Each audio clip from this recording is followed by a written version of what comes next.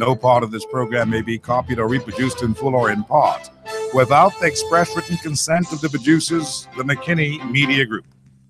This is Hard Copy on the McKinney Broadcasting Radio Network. And Hard Copy, as you know, seeks to lay out the facts in simple fashion for the inclusion of all Bahamians and Bahamians at heart. The focus every day to move forthright in our manner to build a progressive and developing country. Our desire is for a Bahamas with a competent, skillful, and productive workforce. We want a country that can feed and sustain itself. We want a country with a brilliant visionary action plan that's ready to embrace a future of hope and prosperity. We encourage like-minded Bahamians to participate with intelligent and honest contributions. After all, my friends, we do have a country to build. We've got jobs and industry to create. We've got a people to inspire and empower. And generations of born and unborn Bahamians, we the people must protect and plan for. And if not you, then who? If not now, then when? Today on Hard Copy, we're going to be talking with Tennyson Wells, former minister in the Ingham administration, and one who has been looking into all of the stuff that's been happening in the parliament and all that. And today he gives us his perspective on a lot of things, including just how well is the government doing thus far. Mark the dates. June 26th through 30th. It's the Assemblies of God's 62nd Biennial General Council meeting in Nassau, Bahamas. The place, Evangelistic Temple, Collins Avenue. The time, 7:30 p.m. nightly. The theme, the Kingdom of God culture. The Assemblies of God, Bahamas, Turks and Caicos Island invites one and all associate churches, members, and friends to this grand event. Go out and hear from Reverend Dr. Patrick Paul, Reverend Dr. James Bradford, Bishop Jerry Seal, Reverend Dr. James Davis, Reverend Dr. Robert Lockhart, Reverend Dr. Vaughn Cash, and many others as they speak to the Kingdom of God culture. All services will be held at Evangelistic Temple. Mark the dates. June 26th through 30th, 7:30 p.m. nightly. The Assemblies of God's 62nd Conference, Nassau, Bahamas.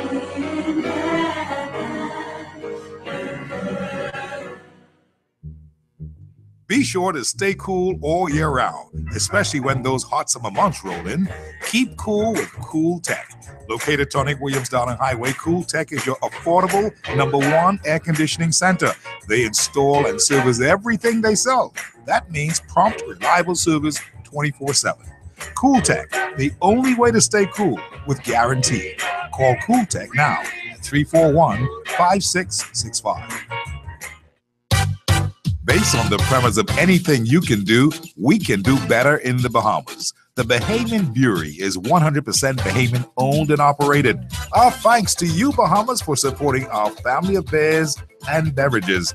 Sands Light, High Rock, Strong Back, Bush Crack, Pink Sands, and Triple B. Brewed and bottled here and consumed right here in our Bahamas. Now that's truly Bahamian. The Bahamian Brewery encourages all of its fans to drink in moderation. We all have our favorites, even with chicken breast, baked for her, grilled for him. No matter how or what they like, you'll find it on special at Super Value and Quality Supermarkets. Indian Summer Apple Juice, 64-ounce bottle, $2.99. Bone-in chicken breast, $1.59 per pound. Hill's Biscuit, assorted flavors, 150-gram size, 3 for $1.99. Rosoni ready-cut macaroni, 14.1-ounce box, 99 cents. Sweet mangoes, 99 cents each. Pick sweet corn on the cob, 8 ears, or mixed veg, peas and carrots, 28-ounce, $2.99. Feeding the family, that's Super Value and Quality Supermarkets. Driving on West Bay in rush hour? Hard. Getting a new car to enjoy the ride? Easy. Carting the kids around after school? Hard. Getting a car to fit them all? Easy. Get an easy auto loan from Commonwealth Bank. Super low rates, fast 24-hour approval, no loan fee, and no payments for 2 months. So come to Commonwealth Bank, and your next car is easy. Commonwealth Bank. Terms and conditions apply. And now, here's a message from Bishop Neil C. Ellis. Most people are all right with you as long as you are under them. And two, people do not generally get happy for you because you're doing well. Now you got to learn those two things. Because if you don't learn those two things, you are going to respond inadequately to your haters. People are not necessarily going to celebrate your progress. People will celebrate it because they are presently in your face, and even then they'll do it with an attitude.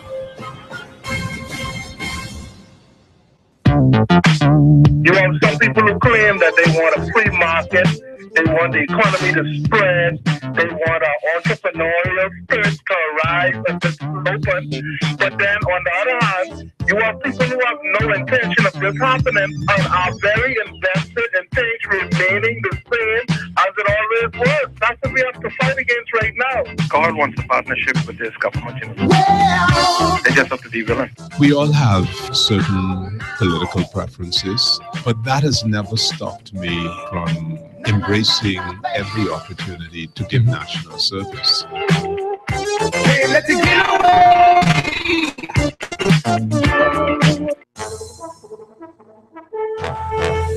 It is Monday, the 26th day in the month of June 2017, as you battle the congested city streets in drive home traffic. We have partly cloudy skies for you today. 89 degrees right now in the nation's capital. There's a low tonight of 81 and a 20% chance of rain. We thank you so much for joining us on the drive home. I'm Steve McKinney. This is Hard Copy, and we are brought to you today by Hadji's, St. Albans Drive, Bank of the Bahamas, Assemblies of God, Mount Tabor's Inspiration, Bahamas Foot and Ankle on Blake Road, Life at Hills, South Seas, Super Value, Rocky Farms Nursery, Water and Sewage Corporation, Ministry of Tourism, Travel of the Islands this summer, Echo Water, the official water of Hard Copy, Commonwealth Bank, Cool Tech, the Air Canoe experts on Tonic Williams Darling Highway, Bahamian Brewery and Beverages, Super Wash, open 24/7. We also brought you today by Advantage Insurance and Brokers, 61 Collins Avenue, Ron's Electric Motors on Clarendon Wolf Road, Executive Printers on Jerome Avenue, and McKinney Media Group Limited. Advertisement, consultation, public relations, we do it all. You want to stop by first. Call Hard Copy today at 325-0235 or 6. WhatsApp and texting 376-9234. On the World Wide Web, peace1075.com. Hard Copy YouTube channel. See us live right now. Cable top box at 970. Plus, you can get us on BTC Flow on the go at 613. Tune in radio around the world, iPad, iPhone, and the Android, or on the new app, Radio Air. Follow us on Facebook, Hard Copy, and on Twitter, Hard Copy Bahamas. So we've got you covered wherever you are. You can hear us loud and clear, and we love that because we want to make sure that you get a good perspective on the many things that are happening here in our country. You know the story that the government has now been in place for about 6.5, maybe 7 weeks now, thereabouts. And pretty much they've done not so bad a job at all. In fact, they've done a whole lot to inform us about a whole lot that a whole lot of people are saying that they didn't do a whole lot. And of course, as a result of that, we are now in a position where we now either have to make the decision to swim or sink. And that is, we as a country got to get on with the governance of the Bahamas, or we're going to get tied up and bogged down with all this messy mess that has been plaguing the country for a long time, 5+ years, and now Menace and those are in the chair and they're finding out all kinds of things, and it's not so pretty, and it's caused all kind of stuff. It caused people to say now that the government is backpedaling on what they've been talking about. This present government, the former government has been, just going about business as if nothing much has happened, and that they don't know why they're not in the seat of government today, and that they don't know what these people are talking about, all this missing money and mismanagement and all this kind of stuff, misappropriation. People say malfeasance. They don't know what this whole thing is all about. And so, of course, Menace today talked in the newspapers, was saying to Brave Davis, the leader of the opposition these days, he says, look, you guys need to go and try to redeem yourselves. Go and seek, I suppose, forgiveness. And, try to be real with the Bahamian people, because we all know that there's been mismanagement of government funds, or the public funds is something along the lines that Menace was trying to get across to him. But of course, Brave Davis is on his own run. He's saying stuff like, the the government is still speaking a lot of rhetoric, and all they're doing is talking rhetoric, and they're in election mode. And so, they need to catch themselves. And now he says that they're even backpedaling on some of the things that they accused his government, the PLP, about. So whatever they accused them for, Brave Davis is saying, look, these guys are now backpedaling. So can we believe what they're saying? Second to that, there was a narrative that was spun last week, Friday, on this show by Glennis Anna Martin, who says that, look, the whole thing was a bunch of lies, a pack of lies, and they went to office on a lie, and they were campaigning on lies, and now the whole thing has come to the truth, and they can't deal with it. Then on top of that, Carl Bethel, who's the Attorney General, decided that he didn't see anything there so far that has been happening that, warrants any criminal investigation or even any prosecutions, if one would be so presumptuous to say that that is what the government is trying to do. And so it seems as if nothing has come so far out of anything with this Bahama seal deal, to the point where Mr. Bethel is saying, well, he doesn't see any way that they can go and press. There was nothing objectionable about what happened. And so, everybody's been left thinking, well, what does this mean? Where are we? What is happening here? And so the narrative continues today. Tennyson Wells, good afternoon, sir. How are you? Good afternoon, Steve. Welcome to the show. Yeah, interesting times these are. Yeah, very interesting time. And I wonder, from your sitting back and looking in and observing, what's your observation? Because it seems like a lot of crazy stuff has happened since the budget debate got underway and over the last week or so. And it seems as if there are people who don't know what this present government is talking about as far as opposition politics is concerned right now. Just listening to you with the tit for tat between the Prime Minister and the Leader of Opposition, I think what the Prime Minister was saying to the Leader of Opposition is, when you find yourself in the position that you are in now, whether morally or legally, that you ought to first confess, then repent, and then you could ask for redemption. That is the, the Christian way of doing things. Catholicism, certainly. Right. Well, yes. I mean, Christianity. Yeah, Christianity. That's what you're supposed to ask for forgiveness and move on and confess do better. first. Yes. And ask for forgiveness, get repentance. Yeah. Then you could get redemption and absolution. Then we may forgive you. Yeah. But don't look facts in the face and say... You call them facts. Yeah. Don't look facts in the face and say that, well, because the Attorney General say, from what I read in the papers, because you know the facts. The people in the former ministers, they know what the facts are now. This is minister talking to Brave Davis, and this is the plain truth of the matter. He's saying, you know the facts. Yeah, you know the facts. You know what you all have done. Right, you know what the situation is. The present government is only now gaining access to the information, and it could take them some months to really put all these things in place and look at them. Like Carl said, and there's people who I've been hearing some, like you indicated, some criticism of what Carl say, but I think Carl is being cautious. And if you listen to the statement he made, he said, listen, what I read in the paper. Yes. From what I saw in the paper. He did say that. Right. That's what he said. And that's a complete different thing as what I got by documentation from my ministers. Different from what I may end up seeing the next day or a couple of weeks down the road when these matters are presented to me. Exactly. Right? But if you look at what is in the paper, sure, there may be some moralish, there's certainly a moral. Now, and what Oral Carl was saying was, well, maybe just on that alone, without seeing documents and the the hard evidence, the word of mouth, you ain't going to say you say, I say, right, before the court. Yeah, right? He's got to have tangible proof, easy, verifiable facts. I think that is what Carl is saying. And he was very careful to preface it by saying, so far, what I seen so far, people. And so far is very important. And he went also to say that he didn't see where the Prime Minister had gone as far as to say there was criminality. Right. So, these things take time, and I understand. I understand the anxiety of the public wanting to move fast, but you got to be careful. Absolutely. You have to be cautious. You were once the Attorney General yourself. Yeah, I was Attorney General. And so one thing about men, and you said in the Attorney General position, is judgment. And getting all the information, getting all the evidence, and then coming to a judgment. Mm-hmm. And the judgments that you make when you sit in that chair will determine your legacy, so to speak. Absolutely. So one could deduce from what you have now just said with regards to the Attorney General, Carl Bethel, that based on what he has seen so far in the newspapers, and that is so far in newspapers, right?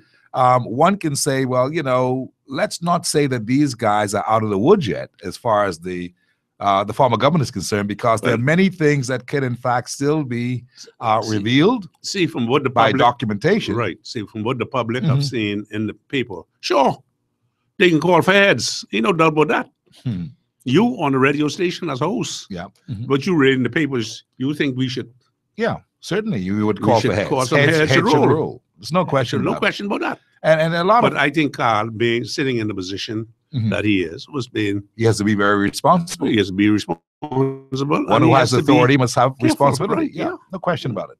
And so right now, though, we're looking at a matter that can go on and on. Which brings me to a question, Mr. Tennyson Wells, as a former Attorney General. I mean, people have been saying that maybe the government should then now, based upon how it appears that the government has gotten egg in their face based upon this Bahama revelation, the unsealed deal, do you suppose that people are expecting them now to move on, get on with the governance of this country? Because it seems like that's a long or protracted situation to be dealing with all of this apparent mess. And maybe they should just pivot and go get government going properly, and then let the chips fall where they may. Did you read the article, the editorial in the Guardian this morning? No, I don't think I did. I think I saw the editorial in the Guardian this morning, which told the Prime Minister to get on with the people's business. Right, yeah, get on the people's business. And let Mr. Ismailian handle his own business. By the way, just as on the side, I went into had lunch in the Swimming Pigs. I've been the first time I've been in there in my life. Where's this now? At the Bahama today. Yeah. Today. Okay. I went there for lunch, and they're very nice. Very nice. I chatted with a couple of the people who were working in there, and they seem to be optimistic. They recognize that there's a slow path to occupancy, increasing occupancy and so forth. But they were all in good spirits. But no, in terms of whether the FNM has egg in his face for what statements they made prior to election and leading up to the election.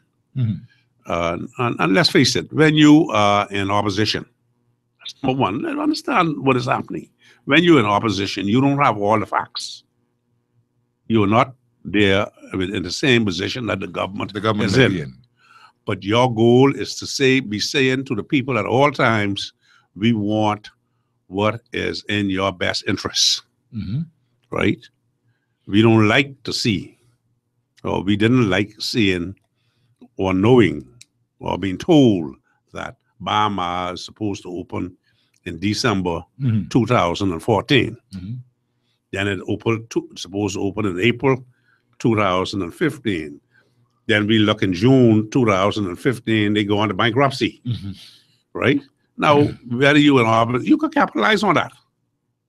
That's what opposition. That's opposition. That's what you could do. Yeah.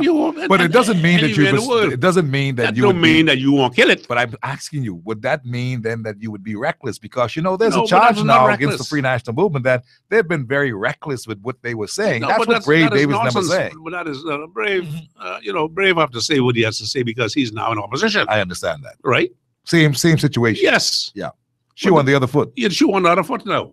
Right. But when you out there in opposition, anything that you could say that is happening, and sure, FNM, when they were in opposition, and they see all of these delays and so forth, they capitalize on them. Now, you were the government, and the government was saying that the FNM was looking for it to fail, but no Bahamian would want that to fail. wanted No, it to I don't fail. think so. Whether it's PLP, FNM, DNA, Independent, or whoever, we all wanted it to succeed, and we looking forward to it succeeding now, right? And to its success now, going forward. Nobody wanted it to fail. I mean, you know, it's you may say it's disingenuous for the PLP to have been saying that the FNM wanted it to fail, and you may now say that is disingenuous on the part of the PLP, who's saying what they're now saying. You equate it all to opposition politics. That's all it is. Opposition politics. No, I was quite impressed when I went and did a day. I mean, it's really you been there yet? No, I haven't been yet, but I plan to go. When you go, you better have your land papers with you to buy lunch or coffee. I'll come by you and then pick up my couple of dollars a day. Then I'll go. But Tennyson, when we look at what is happening now, rhetoric versus governance, in this dispensation, it's only been about 7 weeks, if that. And there will be some hangover from the election campaign, the sweet taste of victory,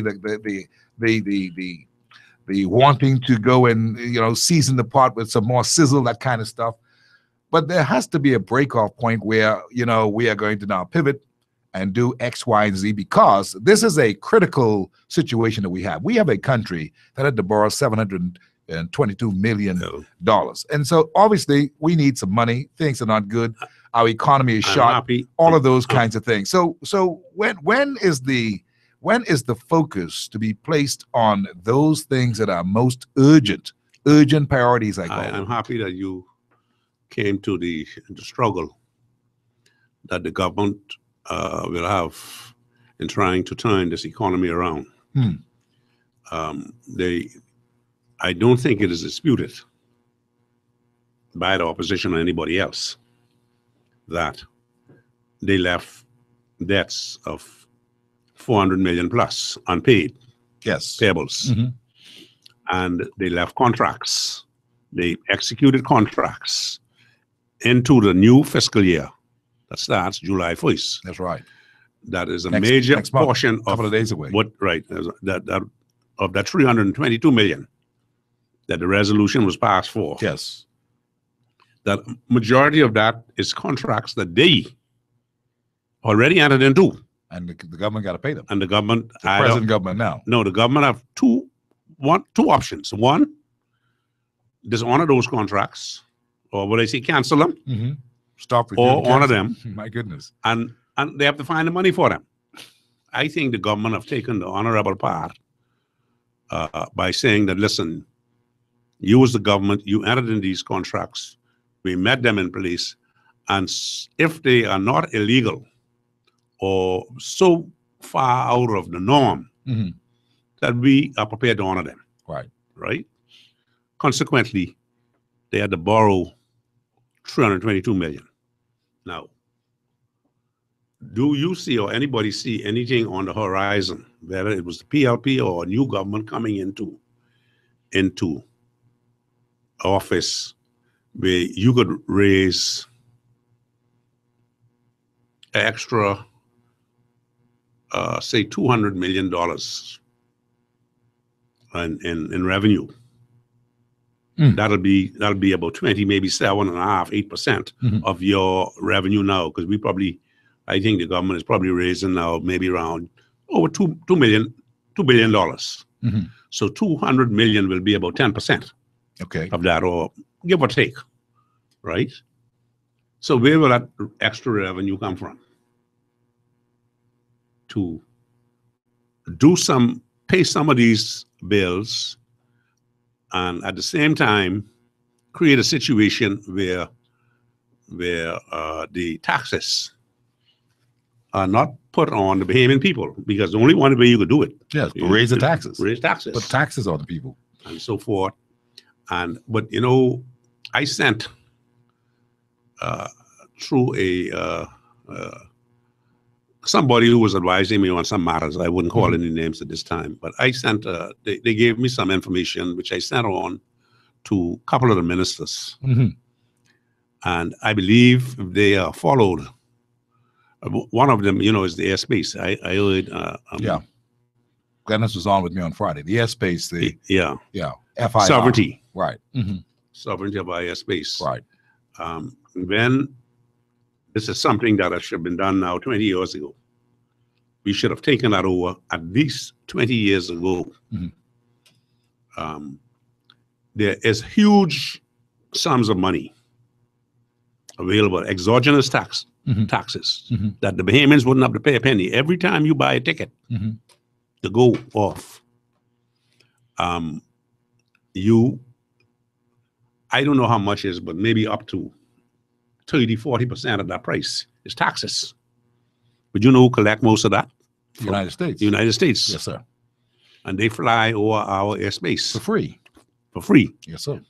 A couple of days before, I think it was when the Prime Minister was sworn in as Prime Minister, I attended the swearing-in. And a couple of days before that, Dr. Harold Munnings wrote a letter to the press indicating that he had flown, I believe it was a 5-seater or 9-seater from Nassau to Dominican Republic, maybe a couple of weeks before that, or a very short time, recently, let's just say recently. And he got a bill from the FAA for $530.73 for flying over the Bahamas airspace, right? Imagine that. Yeah. And there is a minimum of 200,000 airplanes that fly over the Bahamas annually. And they collect that. We don't collect it. Every penny. So I understand when I was as an independent in, I don't know whether 2003, 2004, but certainly between 2002 and 2007. One day I was in the smoker's room, Glennis was, and I give her credit for this, for bringing this where it is to date. Because I had attempted it, but I was told, no, leave it, that's the Americans, let them deal with it. Yeah, you attempted it when you was the Minister of Transport and Aviation. I went to a meeting, I don't know whether it's a ICAO meeting or FAA meeting at the Hyatt Avenue in Miami. Mm-hmm. And, you're sitting down talking with other ministers, and, they told us, man, you are the only country in this world, in this whole region who don't control your sovereign space. He came back, I said, listen, man, I said to my colleagues, then listen, we should do this. But then they said, no, we can't afford that. And so forth. My Turks and Caicos controlling this. Barbados, all of them controlling this. All these countries down in the Caribbean controlling this. So I was talking to Glennis. I was in the smoker's room, and Glennis said, man, you had this experience. You could give me some tips. So I told her, I said, listen, Minister, what you should do is try to get our control of our airspace. Two things I told her, and the taxi, not the taxi, the jitneys under one umbrella. And about 3 years ago, I was talking to a fellow who's very knowledgeable in aviation, and we got to talking. I didn't know at the time, back in 1995, 96, when this would have been happening, that the value or money that was involved in controlling your airspace, or how valuable that is. All I was concerned about is, we say we are an independent nation and we are a sovereign nation. Why can't we control our airspace? That's what I was concerned about at the time. It's the principle of the matter. The principle, right? When I was speaking to Glennis, I didn't know what money was involved, the value of it. And until I saw, when the same gentleman talked to me about it, and I said, okay, if you could give me those numbers, I will try and push it again. So I have a gentleman who's one of the managers of one of the companies that I'm associated with, who's an accountant. And they went in and they did the research on IATA, on passenger, on what the taxes are, how these things work around the world and everything. A huge, hundreds of pages of research. And what the income is and the revenue is in a place like Miami International Airport. Blow your mind, eh? Huh? Blew your mind. Yeah. So I wrote up a letter and I sent it to, I arranged a meeting with Christie. Christie was prime minister. I sent it to him. I said, listen, man, get the country out of debt. This could save us. He said, no, man, no. I said, Leave he things told as me they to are. go to, he told me to say, take it to Baltram. So I tell him, man, don't waste my time. Yeah. And so he says, go to Glennis. So we had two meetings with Glennis there, and I didn't hear anything. When I heard about it again, I had proposed, just like how we did with the port, public-private partnership. Right. Right. And when I heard about it again, they were going their own way with it. And so I said, okay, well, let them move ahead with it. And then I hear they say it was getting $40 million. I said, oh, Lord, we're throwing it away again. Yeah. Right? She knows worth far more than that. Oh, yeah. It's worth hundreds of millions of dollars. It's worth hundreds of millions of dollars if you do it right. Right? So that's one issue. That's one issue that can get us out of this mess. But could assist in getting us out of this. And then the same guy, very intelligent, bright fellow, he called me up one. He said, listen, man, you all have these trademarks. We have trademarks, copyright, intellectual property. You know what we charge for a trademark, to register a trademark in Bahamas? No, what? $50 for 14 years. That's registered for 14 years. Stop it. Listen, right? I've told this to the present prime minister as well. Now, whether they act on it or not, I don't know. I sent the information to Carl Battle as the Attorney General. You know what the United States charge to register a trademark? I know. $700. Yes. You know what Saudi Arabia charge to register a trademark? $4,000 plus. We charge 50. We charge 50, and theirs for 10 years. Yeah, ours is 40. Ours, $50 for 14 years. All it needs, and you go in the Caribbean, like Jamaica, all of them, they're like anywhere between $700 and $2,000. So we're not even years. competitive in this particular area. No, right. On We intellectual are property sitting rights. on our laurels and not doing what we ought to be doing. So there are many money streams out there, but we have see, not and the person is, explored them. you got to understand when I saying about these trademarks. You see, if you say Coca-Cola, for instance, they want to protect their trademark in the Bahamas. Now they paying $700 in the United States when they register that trademark, but they paying $50 here for 14 years. My Lord. Ooh, right? Right. And let's say they get Coke Zero, Coke Classic Coke, and all them different brands. Each brand is a copyright. Is a copyright, trademark, right? Absolutely. Just like if you buying the cookies, and you buy Nestles or whatever they call them, and all them different cookies, they get all them registered, maybe thousands of them. So imagine you get, say, 30,000 of them paying you $120 every year. You see how much millions of dollars that is now? Right now, we getting thousands of dollars for what we should be getting millions of dollars for a year. Right? And you could go and see the Bahamian public, that's not a tax on the Bahamian public. See, the Bahamian public wouldn't pay that. You go in Key West and you have a yacht. You can't drop no anchor in Key West. Just go and drop anchor anywhere. No. You will get a fine. And it'll be hundreds of dollars. It could be thousands of dollars. But the sailing boats come in the Bahamas and they go up and down. They drop anchor everywhere. All over the place. But they can't do that in any other country. Not only drop anchor, they go fishing. They go get your lobster. But I know you're in talking about that part. You just talking about about the bare essentials here. If you drop anchor, you could create probably 1,500 jobs in the Bahamas by just putting in place mooring systems.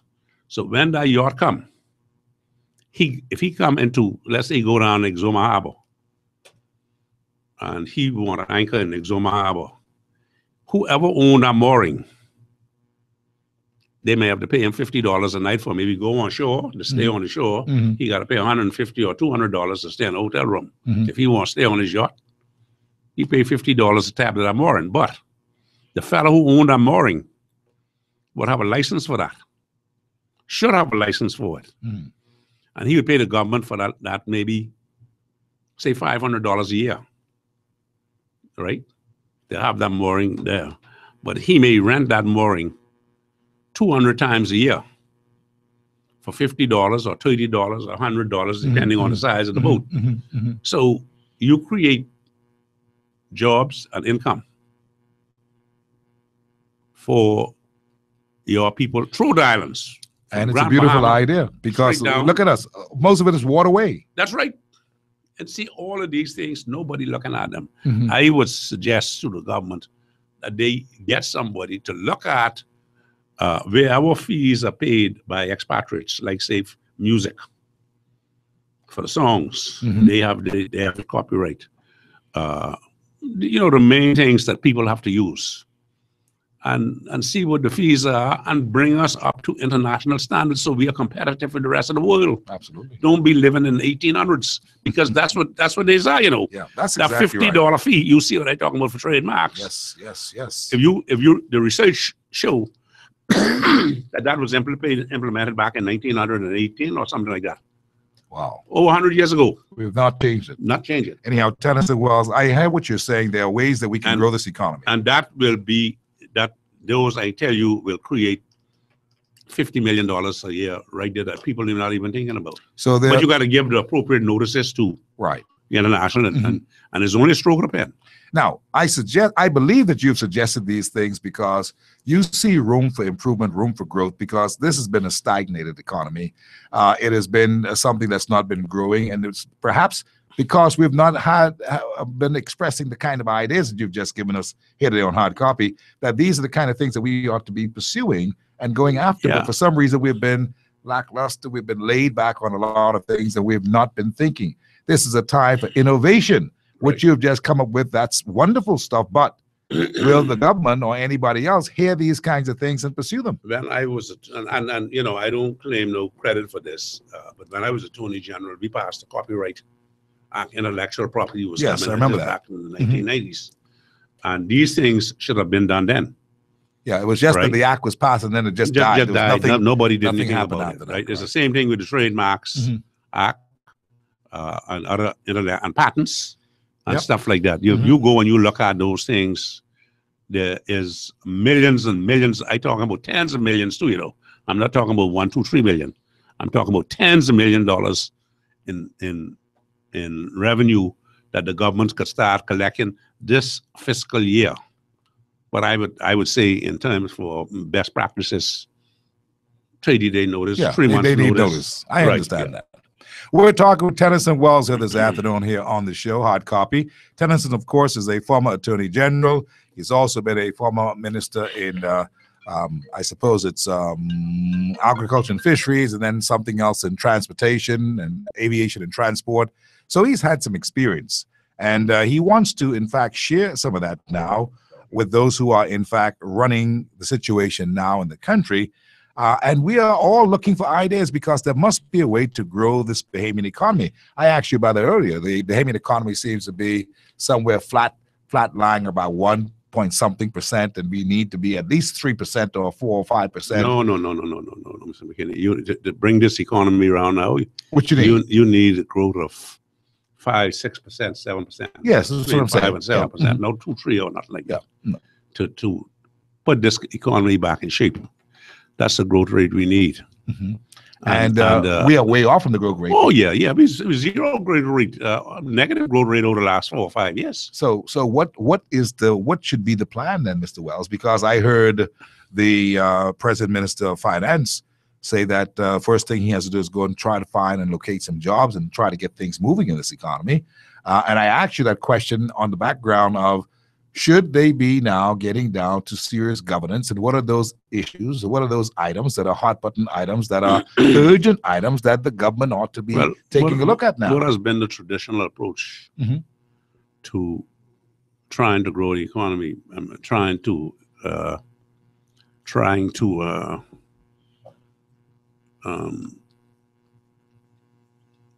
bring in foreign investment. That's been our traditional foreign direct investment. Foreign direct investment. That's the answer to everything. Everything, it seems. Right. What we need to do is look at what we now have. Take, for instance, that airspace. Let's say you were able to inventory check. Yeah. Let's say you were able to get out of that $100 million. I'm not talking. If you see the thing that I sent to Mr. Christian that I gave to Mr. This is Minnis. talking about tens of. Right. No, the hundreds of millions of dollars. Right. Hundreds of millions. Okay. Now, they may be exaggerated, but the U.S. government is prepared to give you, according to Glennis, how much she said, 20 million or 40 million or something? 40 million thereabouts. 40 million, okay. Well, when you think that in the course of the patrolling, the Coast Guard, the U.S. Coast Guard, patrolling the Bahamian waters, patrolling the Caribbean waters and stuff like that, you think the U.S. taxpayer would pay for that? They don't pay for that. No. All of those same air fees and stuff, it's really worth a couple $2 billion annually if it's done right and so forth. That's what it will go to now.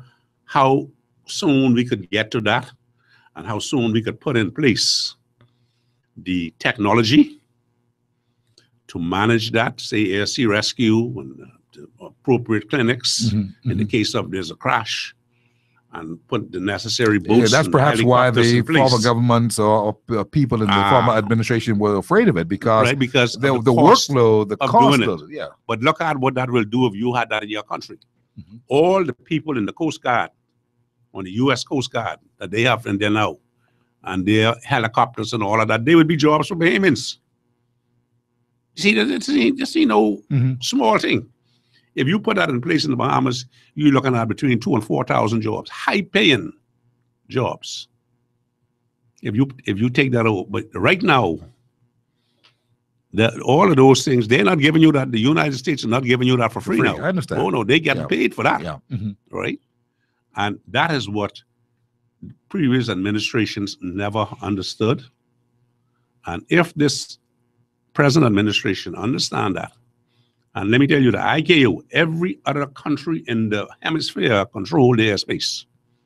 The Bahamas is the only one. And we cover the air routes. Anything flying from South America across the Bahamas, either over the territorial, the exclusive economic, or the oceanic zone. They have to pass. We'll have to pay. They'll have to pay us. Yeah.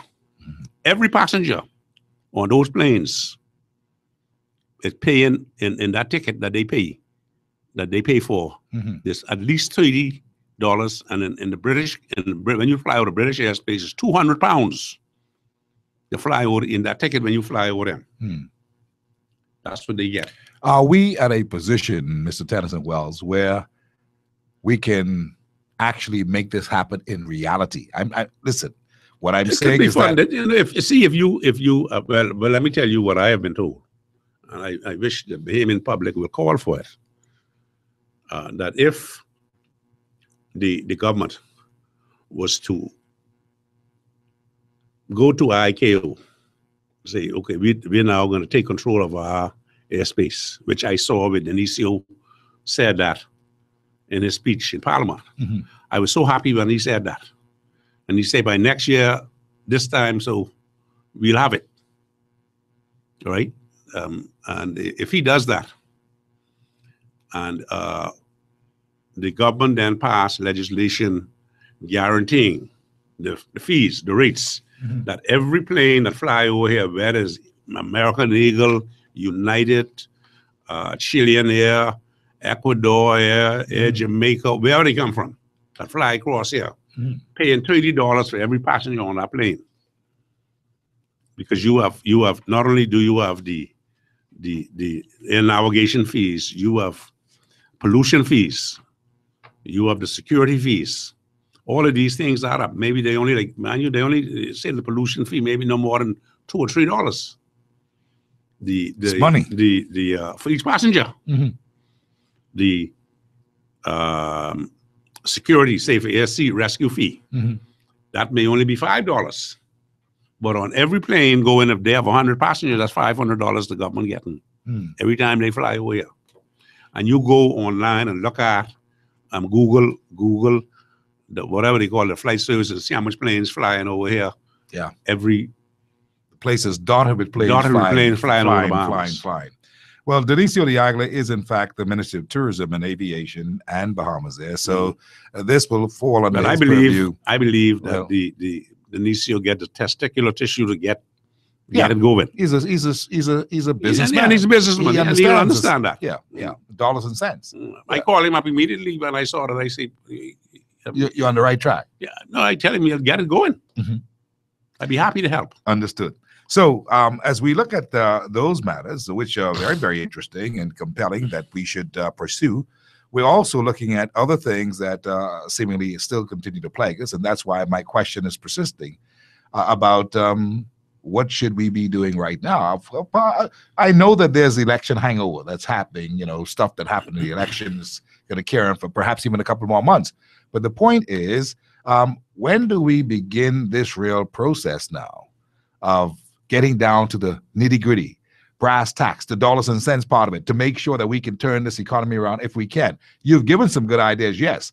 And I asked you how real they are, if that's something that can happen in reality. No, they are real, all the government. And take, for instance, the trademarks thing. That's a no-brainer. That is a no-brainer. All the Attorney General has to do is, and the other thing that was suggested was that we make trademarks. Let's say you have 100,000 trademarks in the Bahamas, and each one of them is $100 a year. That's $10 million, right? Is that right? 100,000 times 100 is 10 million, I think. Yeah. Let's say you had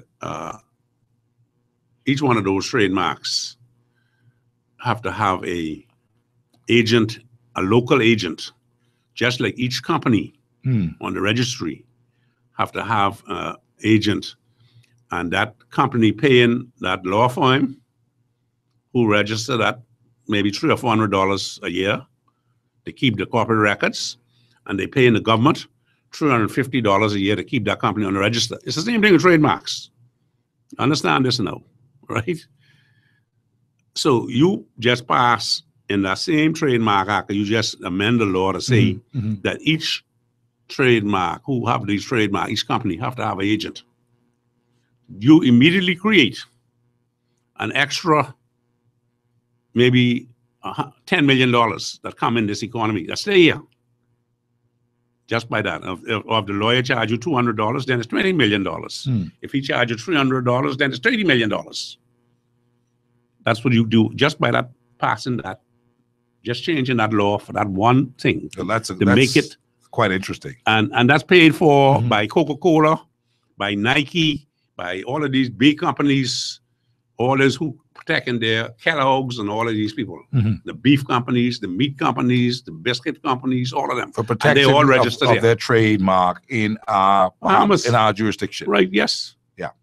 Well, it sounds workable to me. I hope that you can use all the influence that you have to see I am that gonna, it can be pushed through. I am going to push it. I'm going to try and push it, but we'll see what happens. You only can do so much, right? And I believe that the present government should be amenable. I have no doubt that the Prime Minister is amenable to things like that. He's a businessman as well. I think Dionisio would be amenable to that. I think Brent would be another one. Carl should be another one. Some of the younger people in there, I can't speak for them because I don't really know them. I mean, some of those were ministers I never met in my life. So I can't speak for them. But those who I know, I believe will be amenable to it. By the way, how so far, your observation on the government, how's it going as far as the way that things are looking right now? I think they're moving in the right direction. As and people want them to come in like a bull in a china shop and break down everything. But that's not the way you do business, man. You got to be responsible. I got a call last week. I mean, it's maybe only bull manure, right? But I got a call last week. A lady who apparently is a multi-billionaire said they want to invest $2 billion in the Bahamas. Want to come here. $2 billion. $2 billion. And they was referred to me that I could guide them through. Now, whether it is anything to it or not, I do not know. But, a lot of these scams and stuff. Yeah, certainly. Yeah, right? But, and I said to somebody who was sitting in my office when the call came through that, when some statement was made by the Prime Minister about transparency and warning the ministers about corruption and stuff. This present Prime Minister. Right. That's going worldwide. Not on the online or whatever. What do you call it? The internet. Internet, right? Yeah. And people reading these things. Yeah. Right? And they looking, and I mean, people of means reading these things, and they say, "Oh, look like the Bahamas is now on a track." Because this person who called me, I don't know if I'm on the moon. Right. Right. Obviously, they basically doing some checking and say, "Well, Tennyson Wells was a former Attorney General. Why don't you call him up and see what he could do?" Right. Of course, the lady said that she wanted to do this, and she'd like to come down. I said, "Okay." When you're ready, she said she'll be free after the 18th of July. I say, okay, when you're ready to come, I'll try and make the arrangements for you to see the appropriate people. Now, but the point I'm making is that statements that are made, responsible statements that are made, could open the door for good open business. the door for many things. They sent me this lady resume. She seemed to be on the up and up. International thing associated with the UN and different organizations around the world, operating out of Texas now. But, who knows where that will lead. But I believe she read these statements about we could wipe out corruption, and they want to do what is right. Want to do real business. And, above board. And then they made inquiries and said, if you know anybody over there who would have access to the powers that be, who in private sector now will be able to do this. And that's probably how my name was referred to. I do not know.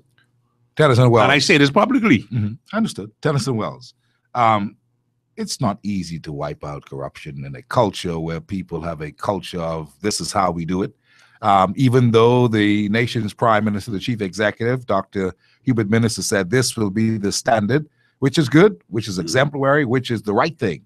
But it's not easy to wipe this kind of thing out, wipe the slate clean on the whole matter. And there are people in the system, throughout the system, in government and private sector, I would imagine, who would be amenable to that kind of a situation still staying in place, because there are all kinds of other subsidiaries and all kind of other black market things that happen because of corruption. But I mean, is it an achievable reality? That's what I'm talking about. Can this actually I think it happen? Can, now, whether you could be perfect, if you ask me if they can be perfect with it, I'll say no. But you ask me if it can be improved upon, I will say yes. I don't see no reason why is it we worth should pursuing? have Yes. Yes, it is worth pursuing. And I think Minnis has demonstrated that he is prepared to pursue it. And I believe the business community, and mine, I'll say this, well, let me go, is worth pursuing, but the business community are watching and waiting to see whether any of these things are going to be, people are going to be arrested or going to be charged. Yeah, I wanted to talk to you about that, right? but I don't know. I mean, we look at it. It would seem to me, Mr. Wells, that the government may have gotten a little bit carried away, my words, by my perception, a little bit carried away about what people had been saying in the public domain about what they expect. Boy, we want to see some fellas go to jail. Yeah. Look here, these guys got to do jail time. I tell you, these fellas, they crooked, man. That's what they do. That is what has been caught up with all the rhetoric that happened from the election, not right now into the actual governance. And the government may have gotten caught up in that kind of a thing about this is what people are expecting. Should the new government be anticipating to do things to meet them halfway, to meet their expectations, No, should the government just be getting on with the actual business of governance? Yeah, well, period. The actual business of governance is that if you find criminality, yes, but if you find then it, you should charge. Yeah, and now you may charge, and you go to court, and you do not get a conviction, right? That is possible. But if there is a prima facie case, I think the government should pursue that case and charge the people and let the court decide, or let the jury decide. Last night we looked at The Last Word. We were reviewing and talking about the same exact thing, and we said, look, if there was a particular case that stands out, it would have been the case that where there's pursuance of somebody who would have done something criminal kind of actions, whether it could be based upon a charge of bribery and corruption. And I talk about with Jerome Fitzgerald, who in fact had done some things by his own admission with emails that he had asked for some monies and this kind of stuff from this particular investor. Some people may want to equate that to something of not only scandal, but certainly corruption and bribery, because that's what it came out as. Now, I'm saying if there was a case that could have been used as an example of what could happen, possibly if the Attorney General was looking for something to investigate and to perhaps cause for prosecution, it would perhaps be this particular matter, which happened prior to the election, which happened during the campaign, that kind of stuff. But for the most part, there's been nothing tangible so far. But look at the case with what's his name? Fitzgerald. There were some emails that came out. Are they evidence in the court? They're not admissible in court. They're admissible in court. There's the people who those emails pass between and says, yes, I received that, prepared to go and stand up in the court and say, yes. That's another thing. I see, these are the things that now has to take place. Based on that evidence. So they can have a watertight case. You see, when you get to court and you say, well, okay, this is the email. Well, that may be an email, but did I send that? Yeah. Right? So it may not be as solid as some people think. I think that is what Carl is referring to. I understand. Right? Now, when you have that kind of information, I wouldn't call it evidence, that is presented to the CID, Criminal Investigation Department. The email went to Ismail right, and says, listen, this is what I want. Yep. The email then went to one of his subordinates, his Ismailian subordinates, to say that this, make sure that we get value for money, or that there's a bidding process, right? So now those persons need to be contacted. Ismailian need to be contacted. Did you receive this email? Did you have these discussions? Yeah. With him, with Fitzgerald? Did you send it to your assistant to deal with and say, if you could help him, but make sure that he don't overcharge us. Yeah. Right? That's what the nature of this case was. Right? And the other one was that he was asking for $20,000 or so for his daddy, or that could be considered a favor. Well, I mean, that may not be so unsavory. It's unsavory. It's unsavory. Yeah, for a cabinet minister who would have gotten the instructions that anything that is perceived to be, we'll have to get rid of you. Right. But that's on them. Yeah. But the thing I'm saying is, I think that is what Carl is talking about. Not that this thing happened now. It's not when the investigation is completed, they may be talking to Ismailian, the CID. They may be talking to his assistant. So there's some undercurrents when happening when their statements are written, they take the statements from them, and all those statements come together that then go to Carl Battle, because there's a process. Yeah, we can respect that. Yeah, there's a process. When they go to Carl, he would look at them and say, okay, yes, this is sufficient evidence. Yeah, that he could bring charges. Yeah. So he'll get that fee at together and then decide that there's going to be. See, don't tell the public that you hadn't done that. Yeah. In my judgment, if I was Attorney General, I would tell the CID to go to Now, brilliant. you bring up a good point because I you would see, tell him to go to the other fellow and yes, say this. yeah, you see, you bring up a good point because there are people who are right now saying that the police should have done this and police should have done that. But the police may not be in the position to act on their own on something like this. They may have, You know, but they the police may are have, supposed to act, eh? yeah, but while that may be true, if there's sufficient evidence of where there may be a prosecution that's going to happen, when the Attorney General take a look at what information he would have ascertained so far, he may say, "Look, I think that it works both ways. This is what should happen at this particular point. You need to talk with such and such a person and find out." And then the investigation builds, and then of course, as that builds, you build a case. then there's also the fiat that comes down and say, "Well, look, I think that you need to go and pick up Tennyson because this is what I have right now." Right. Now, I'm saying to you, here's another case, flip side of that. There's the Minky Isaacs man who has decided that he's going to threaten the prime minister. This too was read in the newspaper. Yeah, he should have been called in. Yeah, but I don't know if he was called in. I have not heard that. No, the commissioner of police. My sources would have already told me, "Boy, Steve, they call him in such and such and such is the case." No, the commissioner of police should have called him in and say, "Listen, mind you, I don't think Mickey would have done that. I mean, I know Mickey. Yeah, I don't didn't think mean no Mickey harm. would. No, I think it's just You don't think he would follow that through verbiage. and bust No, the he prime would not minister in his have followed mouth? through with that. I don't think so. Yeah. But mind you, you never know. But the point is, when in the position that Mickey held as or still hold He's chairman emeritus of the PRP, Yeah, I mean, you have to be responsible. no question. Right? You have to be responsible, and Mickey should not have said that. Yeah. But now, whether or not he would have gone out and done that, Well, that isn't. We don't know. We I can't. don't- We I- can't. I- say that's I don't conjecture. know, You but I don't think know. the Tony John, You don't believe that he would have. I don't believe that he I would think the have. commissioner. I don't police- believe. Right. I don't think so. But the point is this: he said those commissioner threatening of police words. It's should- an offense that he said that such a threatening thing to the nation's prime minister.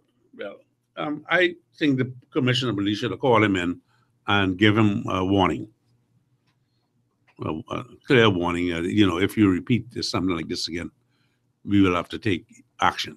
But he shouldn't be just allowed to get away like that. But I don't Why think not? he. Let me ask you this: why not? Why shouldn't he not be No, allowed to because get away? let's say I go and I say, Steve McKinney, if you come on the road and you say that what you say about me, I'll punch you in your mouth. Mhm.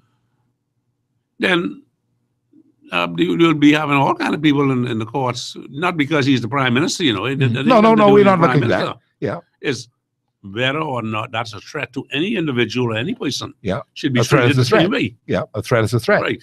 Yeah, but you don't believe that he would have carried through his threat. No. That's a different story. Yeah. That's not even on the table, Tennyson Wells. As Attorney General, you ought to know that's not. As a former Attorney General, you ought to know that's not even on the table.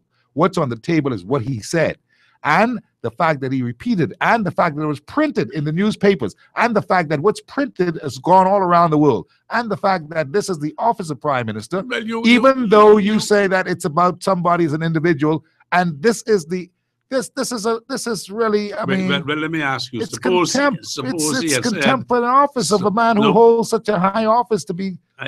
You come outside and I'll strike you right in the mouth. I agree with you on that. But suppose he had said that about you, Steve McKinney. Yeah. Would there have been a call Mhm. from the public that he should be charged and brought before the court and so forth?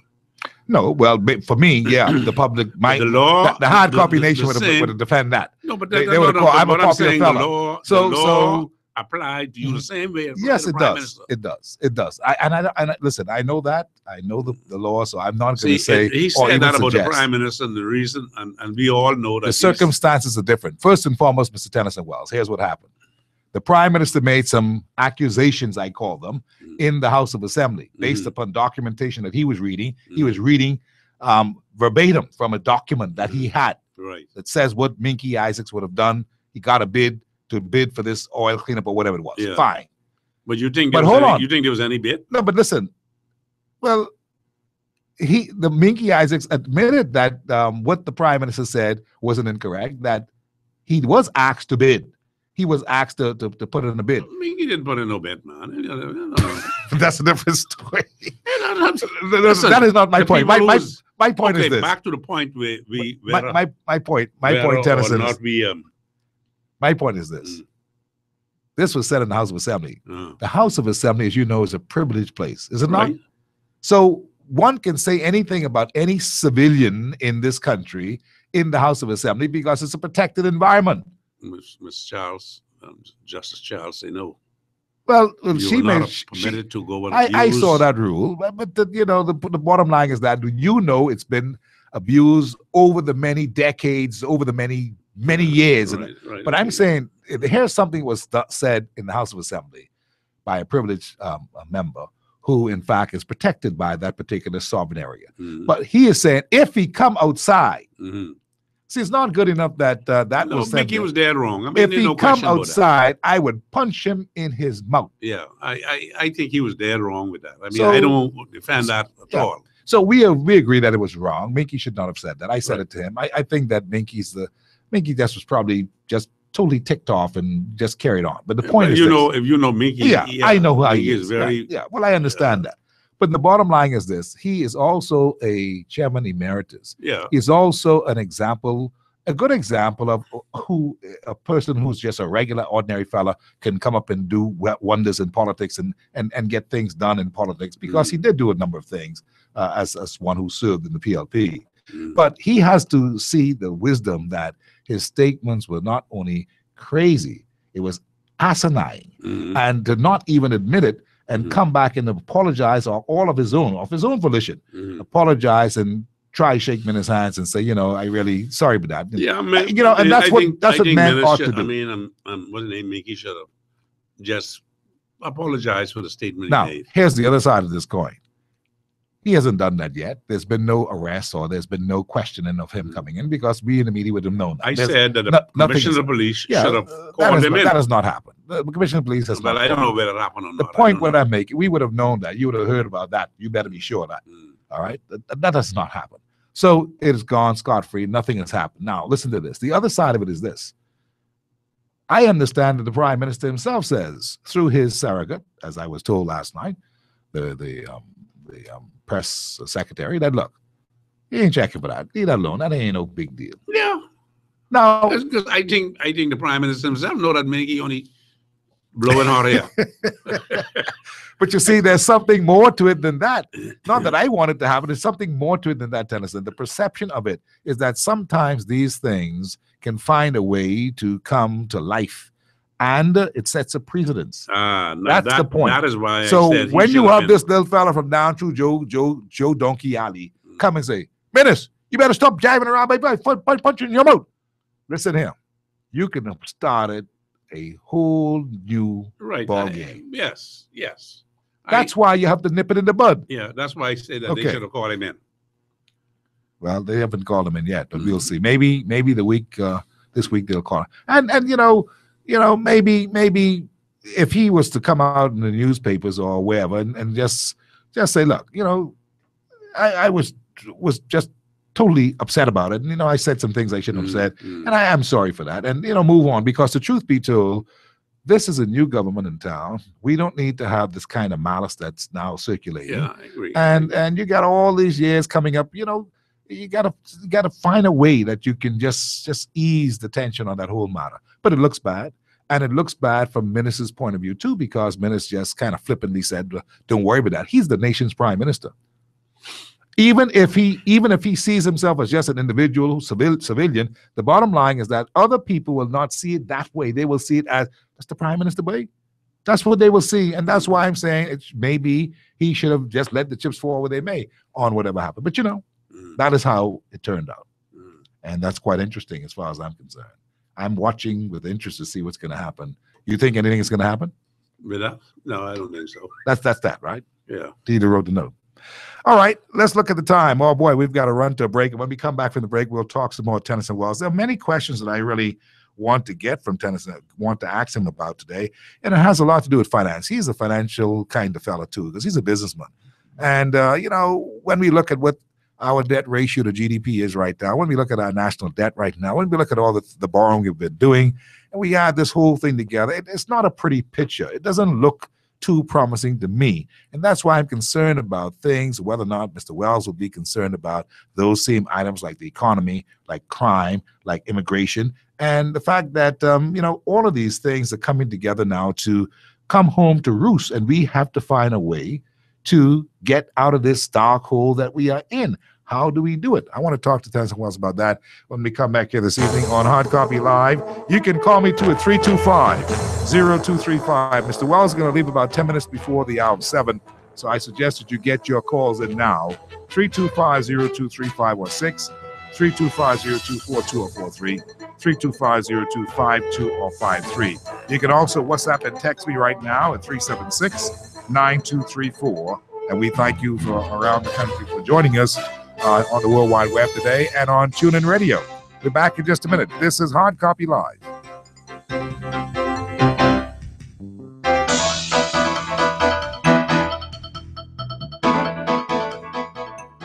Your one-stop shop for everything is Hodges, baby. We've got the hookup for you. Hodges, open Monday through Saturday, 7:30 to 7 p.m. Sunday, 8 a.m. to 7 p.m. Holidays, 8 a.m. to 2 p.m. We are stocked with everything. Automotive, electrical, lawn and garden, household, nails and screws for the nailers and the screws, plumbing, paint. We also have grocery items and personal care products. We are located 22 St. Albans Drive. Phone 323-4375. or email myhodges.com.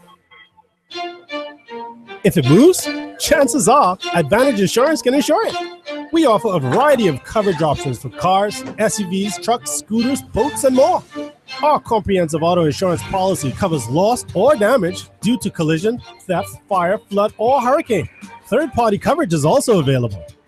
Call Advantage Insurance at 356-0285 or visit us on Collins Avenue today. Advantage Insurance, celebrating 20 years. Be sure to stay cool all year round, especially when those hot summer months roll in. Keep cool with Cool Tech.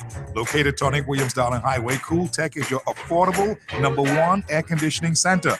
They install and service everything they sell. That means prompt, reliable service 24/7. Cool Tech, the only way to stay cool with guarantee. Call Cool Tech now at 341-5665. I was thinking that maybe asking Diagala for all of their machine was probably a little too much, eh? Well, I thought so. Yeah, but you was gonna be right there present earlier if he'd say, yeah, eh? Well, anyhow, what you think about this? Having control of the TV remote. Did you say ask him for control of the TV remote? I did. You stay right there with your home. You can be the same one making noise for them people watching HGTV when Days of Our Lives reruns on Channel 9000. That's true. Just think, if we have control of the remote, we could watch anything we want to watch. And if we have reserved seating, we could watch it in comfort. Reserve seating? That's something else I want to ask him about. You can't reserve no seat in them Superwash. Well, I was thinking about them seats. I was thinking about lazy boys. Now you're talking, because if we is the Superwash queens, we need to be on our throne. Hold on. I don't think nobody in Superwash wants to see you on your throne. Superwash, they wash your brushes and cleans you 24/7. Boy, this year flying by quick, eh? It'll soon be Christmas. That's right, and I haven't even started saving yet. Girl, what you waiting for? Why you don't join BOB's Christmas Club account? They give you higher interest than any other bank. So by Christmas, you'll have lots of money to buy presents for them 3 little rugrats. That sounds like a great idea. How much do I need to open it? Only $20, but you have to open it before June 30th. Bank of the Bahamas Christmas Club account. Get more merry for your money. Only at Bank of the Bahamas, your bank of solutions. Mark the dates. June 26th through 30th. It's the Assemblies of God's 62nd Biennial General Council meeting in Nassau, Bahamas.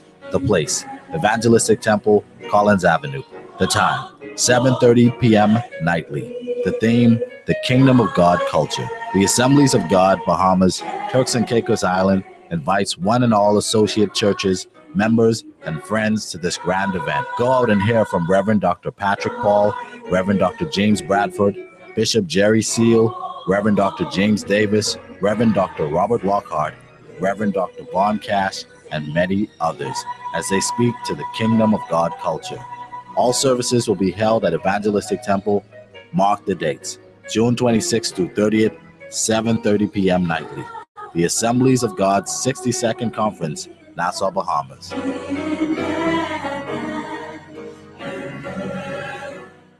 At Ron's Electric Motors. They repair and rewind all major brands of electric motors, including water pumps, generators, and the generator's back end, welding machines, electric lifts, air compressors, battery chargers, and more. They're equipped to handle up to 850 kilowatts and rewind up to 450 horsepower motors. They're conveniently located on the corner of Wolf and Clarence Roads and are open weekdays 8 a.m. to 5 p.m., Saturdays till noon. They offer 24 hours emergency assistance. You can reach them at 242-356-0249. I know one thing, we cannot keep allowing people to be doing, like say, all these contracts and then no payment yet. The second thing the government needs to do is buy, expose, and delete and cancel Bahamas. See, when they find out what's going on, the government even can tell the people, But when they bring the issues about Bahamas safe, and if the government try to conceal what is in that deal safe, I will tell the people what it is. Me safe, me. They said if they want to hear what the people say, I would also like them to let the people know who all are the behemoths involved with all those deals with shops and everything in Bahamas, the names of those companies, and the people involved in those deals.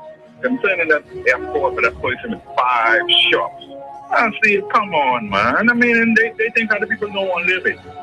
It is clear and evident to me that the people want these persons who have squandered public funds and enriched themselves by reason of their office to be brought before the court. I want here to do it.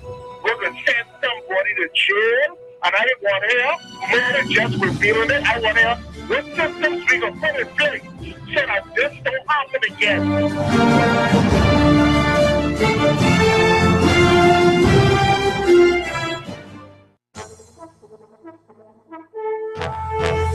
Welcome back to Hard Copy. Tennyson Walls is with me here this afternoon, and we'll be until about 10 minutes to 7. You want to get your calls in if you, in fact, have a question for him. 325-0235 or 6, and 325-024-2043, 325-025-2053 is how you can call me. You can also WhatsApp and text me at 376-9234. Mr. Wells, Grand Bahama is a big focus of the present Prime Minister, Dr. the Honorable Hubert Minnis, Prime Minister of the Commonwealth of the Bahamas. His focus is that, he wants to do some stuff in Grand Bahama. He talked about the whole lay of the land of Grand Bahama being an area where 3 different kind of economies could happen on the island, Lucaya, East Grand Bahama, and of course, West Grand Bahama. He's talking about doing things like ecotourism on one part of it, cultural and all that kind of stuff on the western side of Grand Bahama. And Lucaya, he's talking things about doing any number of things, I suppose. He talked about, for instance, he said that one of the things that he wants to do with wellness and sports, maritime sports and wellness destinations for starters in Freeport, Lucaya, and then, of course, in East Grand Bahama, ecotourism Mecca, and West Grand Bahama, a cultural village that features a dynamic cultural village that culture, lots of things on culture, and that will be the center of culture.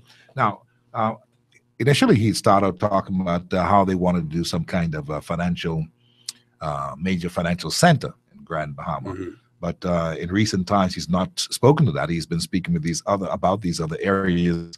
Are those things the kind of things that may be sufficient enough to kind of like get the economy of Grand Bahama flying? Hey, Steve, Grand Bahama is, I don't know, almost an enigma in the sense that, I mean, if you think back 25, 30 years ago, there's the Princess Towers. Yes. There was King's Inn.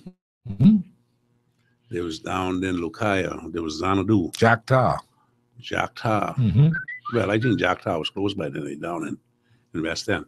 Mm. And so many other little hotels was around in Grand Bahama. And most of them, they closed. I mean, they're in ruin now. The only one outstanding there now is our Lucaya.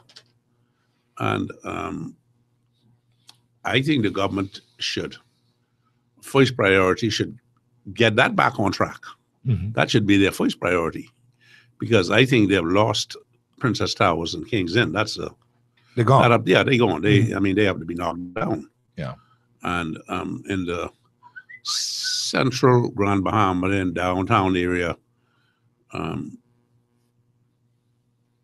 there should be, because of the shipping and the port, there should be an opportunity to develop a financial center there, maybe around shipping, because they get the shipyard there, they get the container port there, they get the cruise ships coming in there, and I think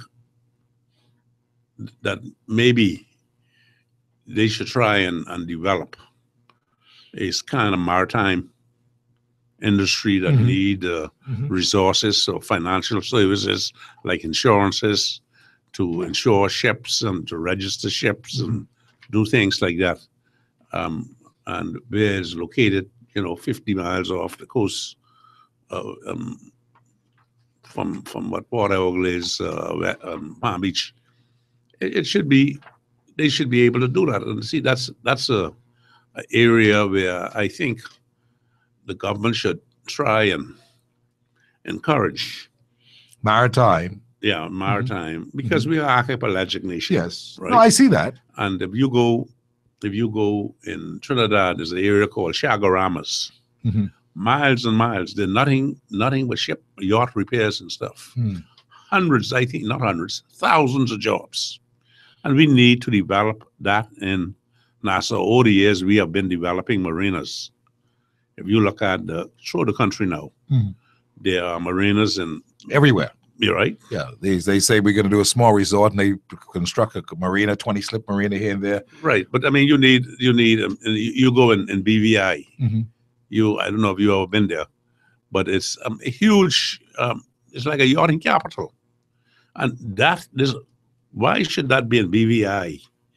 When South Florida people in South Florida can't find space to tie up their yachts. Think about it. Yeah, so we need to be doing something. See, there's things like that I believe Grand Bahama, those marinas in Grand Bahama should be filled. And that is one of the things that I believe, the same thing I'm talking about with the mooring system throughout the country. If that is tied to an internet service, where you have that online, where a fella in Massachusetts could go online, he says, well, I'm gonna take a yachting trip, and I going down the East Coast of the United States and go down through the Bahamas, and I end up in Panama. Right? Him and his wife are rich. They ain't got nothing to worry about. That may be 6 months for them. Yeah. Right? But they'll have stops all the way along. They come to this spot, they spend 3 or 4 days, and that fellow who have that mooring thing, they have to pay him on $500 by the time they leave. Yeah. Everybody can make money all right. I get you on that. I think these are some of the things that Grand Bahama should be looking at. That I believe the infrastructure is there for it already in some of those marinas in Grand Bahama. They should be filled up with boats, but it's the marketing and putting it together and the incentives that need to be in place for these people to come. I mean, you take like homesteading. Where people say, you remember O.J. Simpson when he was when they was going after him after he was acquitted, he bought his home in Florida because you couldn't bankrupt him or take his home from him in Florida. Well, we could do the same thing here. We pass a law that if you have homes there that you with certain restrictions on it, guidelines, but it's called homesteading, where people will come and they'll build.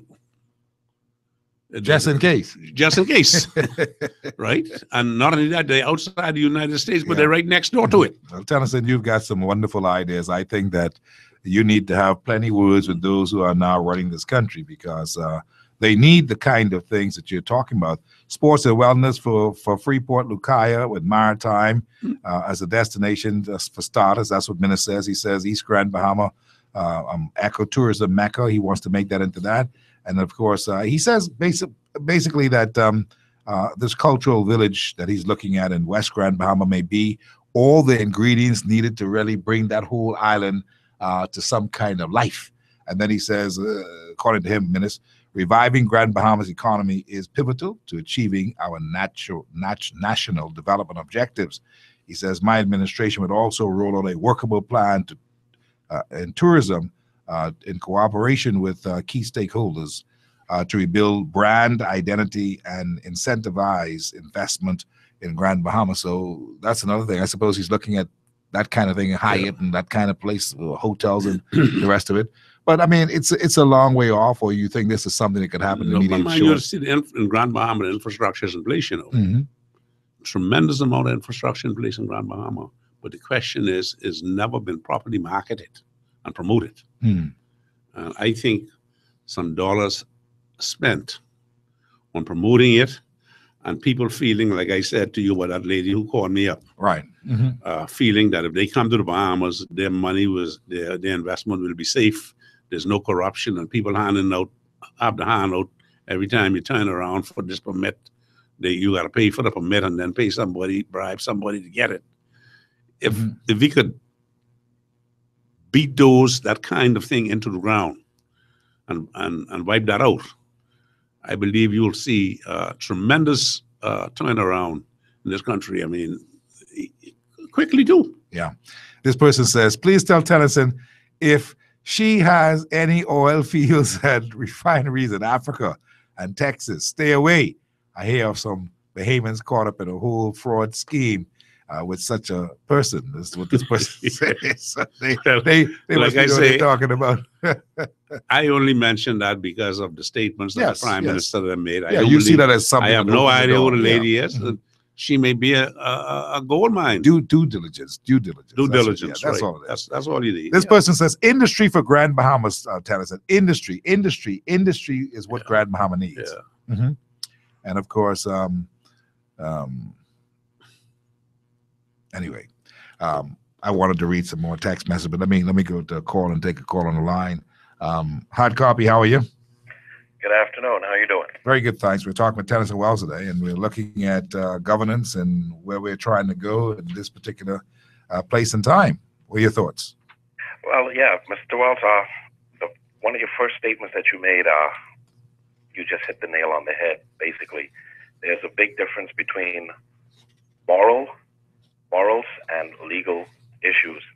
And I was having a discussion about that today. And the government, well, the previous government, they did a lot of things that were morally corrupt, in my opinion. But being able to prosecute them in the court of law will probably be a lot more difficult than we think it's going to be. For example, we have a post office here. I'm calling from Grand Bahama. We have a post office here that was supposed to be refurbished for over $100,000. That isn't even bigger than your master bedroom. Another example, the Bay Street decoration that they had just last Christmas.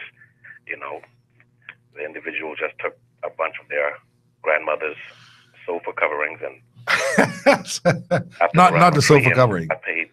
Not the plastic ones. Yeah. You know the sets your grandma used to put on to cover up your. Yeah. Those big old Christmas light bulbs used to put on your roof. Yeah. But we know that Mr. Davis said you value for your money. Now you have to ask yourself, were they negotiating in the best interest of the Bahamian people? And when you look at these contracts, nobody can honestly say within themselves that the previous government did these contracts and negotiated these contracts with the best interest of the Bahamian people.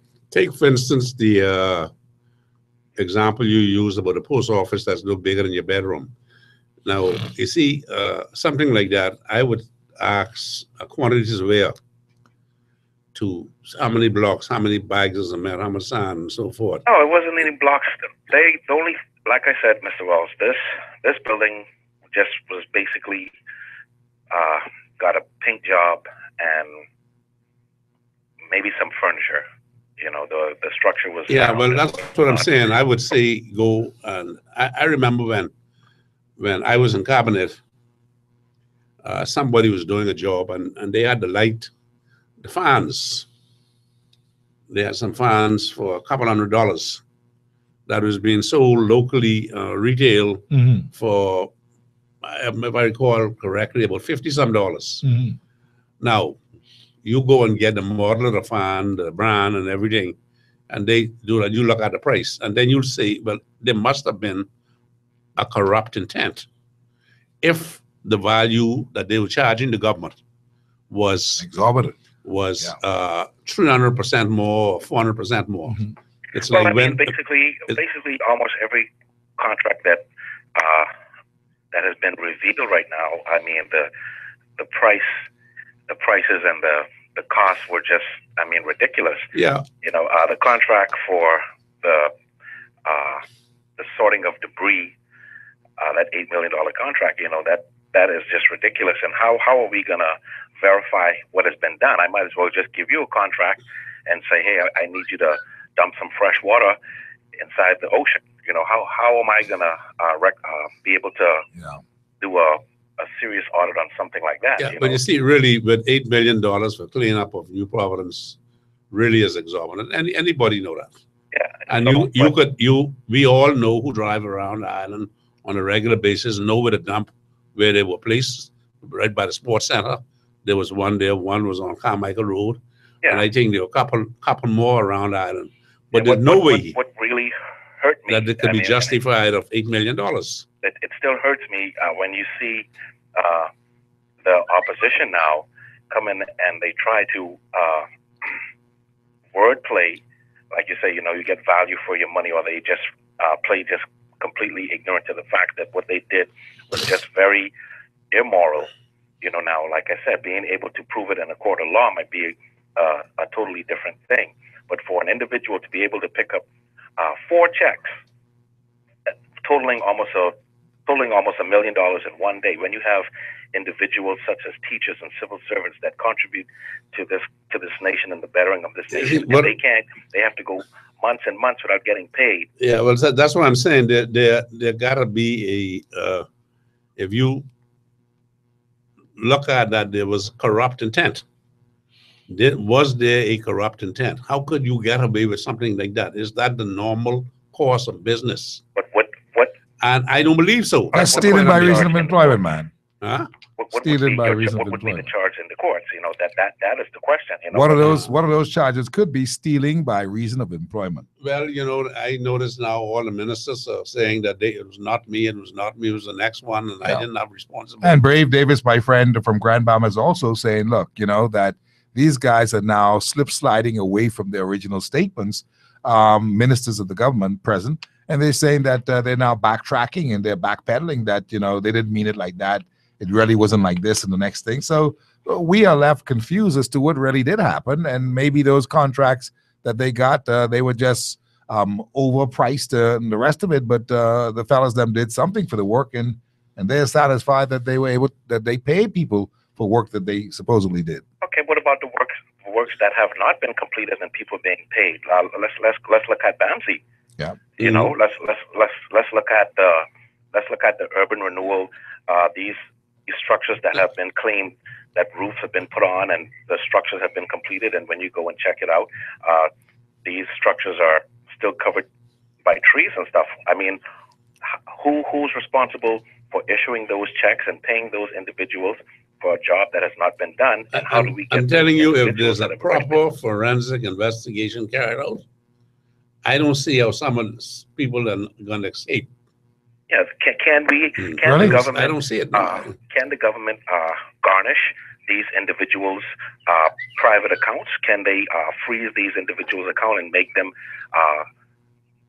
accountable and make them complete these jobs? Is the government trying to do that, or is the government going to do something like that? Yeah, but you'll have to go through the process of a lot of jobs have been already paid out, and the job isn't even 50% complete. Yeah, but you'll have to go through the process of litigation, and then you reach the stage where you could garnish it. But that's at the end of judgment and after judgment and all of those things. I appreciate your call, my brother. You know, there's a whole lot of stuff that I expect that you're going to keep your eyes on in Grand Bahama, because, you know, we are watching and see if that that economy can turn around before the other parts of the economy in this country turn around. But they need Definitely. I like the ideas that Mr. Wells have presented. I hope that the government or individuals in the government are listening, because people that can make positive contributions like Mr. Wells should be, given an ear. I You appreciate guys it. enjoy your evening. Bye. Thank you. All the best. Here's this situation now. Star Academy. You're familiar with Star Academy? That's the school, special school, that was organized, the brainchild of one Jerome Fitzgerald, who was thinking that they need to have some kind of thing for students who were not really cutting bait properly or who were troublemakers, that kind of thing. And so all this money had been spent out there, so they said. But now there's a Seventh-day Adventist man in the papers this morning saying that they didn't receive any monies for this thing, and it just seems as Well, if you see, this is what I'm saying. When a forensic investigation is done by qualified people, independent persons, to say whatever buildings were built, what would be the cost, reasonable cost, allowing for ordinary profit, 10, 15% on it. But when you look and you see if the building should cost $100,000 and it was paid $500,000 for, something is wrong. Or if it should cost $100,000 and $200,000 was paid for it, something is wrong. Yeah. Now you could see a fella say, okay, the cost of this building was $100,000, and I being the contractor, I should make at least 10% or 15% or even 25% on it. But when you get over that 25, or if you want to be generous, 25%.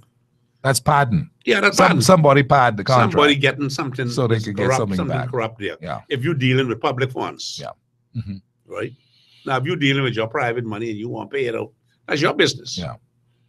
Well, we all know that obviously just based upon the admission of one Jerome Fitzgerald, there was obviously a desperation for money from somewhere anyway, because he had written trying to find some monies, and now we see these contracts here, there, and everywhere. And that is where I believe the government should spend, if necessary, a couple of $1 million just to have this forensic audit done and accompanied by a proper quantity, a bill of quantities. Yeah, understood. And based on you're talking cost. about a good couple of years, though. No. In a couple of years, it's just a measurement, You see, there's no rocket science.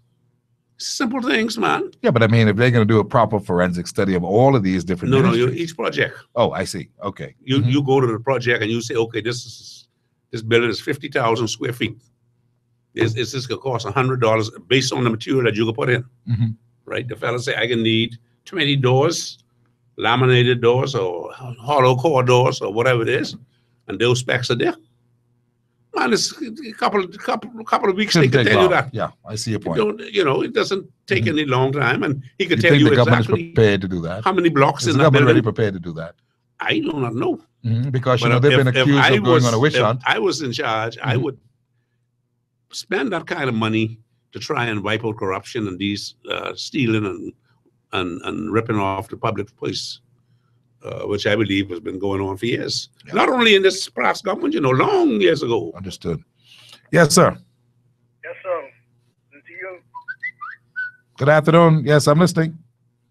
the way I see it, it make me want to throw up the way the PLP has run this country the last 5 years. That they get thrown on the head. I mean, in one area I want to dwell on, Ministry of Works. How in the world the Minister of Works, he was, I would say, he looked like he didn't know what was going on, and he could come to the house to defend this nonsense.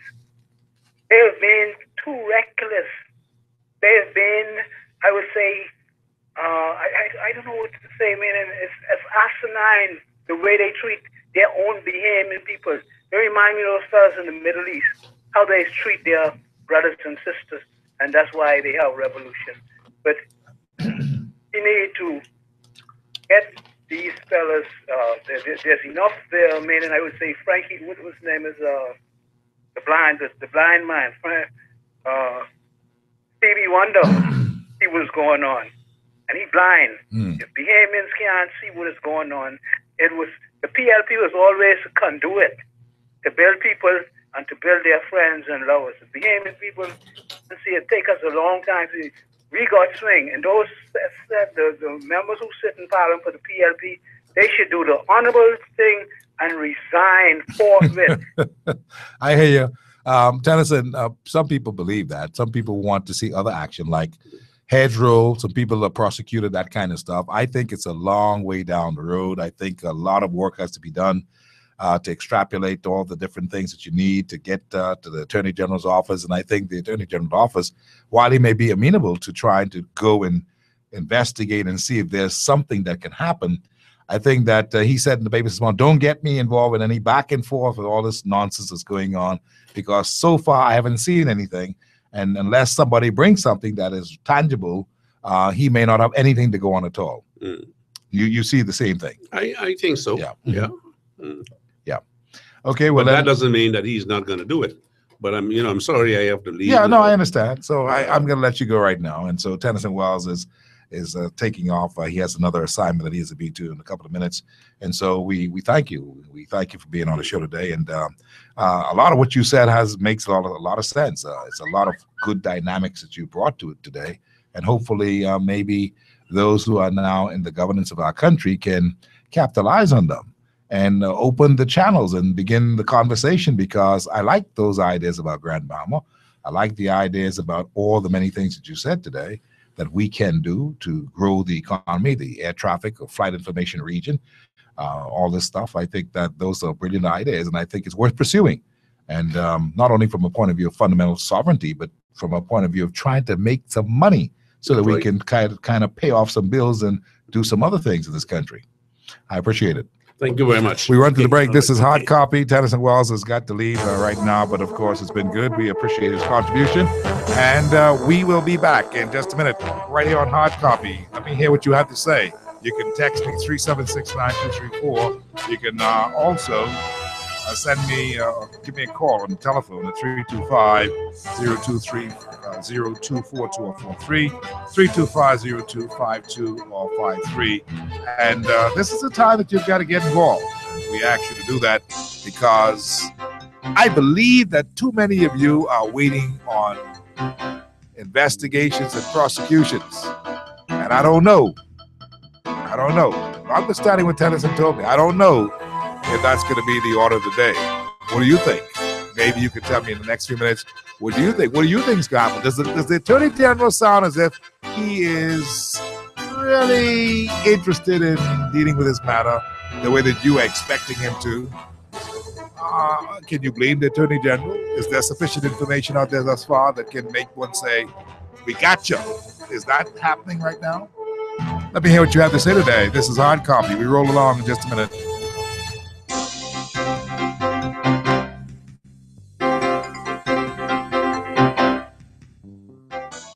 Listen up, Bahamas. Grow green to breathe clean. And Rocky Farms Nursery is the best place to start. They are your everything you are looking for store. New and improved. Bigger and better with varieties gone to bed. Soils, poinsettias, indoor and outdoor plants, fertilizers of every type, swordgrass, and the like. It's all at Rocky Farms Nursery on Seabreeze Lane. Go visit them today and behold. Call them at 324-1239. Fax them at 364-8113 or send them an email at rockyfarms@patelnet.bs. Rocky Farms Nursery. Go west to Life at Hills, Nassau's newest gated community with full amenities, fitness center and tennis courts. Lot starting at $160,000. Life at Hills, West Bay, opposite Old Fort Bay. Call 362-1412, 362-1652 today. Your one-stop shop for everything is Hodges, baby. We've got the hookup for you. Hodges, open Monday through Saturday, 7:30 to 7 p.m. Sunday, 8 a.m. to 7 p.m. Holidays, 8 a.m. to 2 p.m. We are stocked with everything. Automotive, electrical, lawn and garden, household, nails and screws for the nailers and the screws, plumbing, paint. We also have grocery items and personal care products. We are located 22 St. Albans Drive. Phone 323-4375. or email myhajis.com. Ah, it tastes so good. Fresh, clear, ultra pure.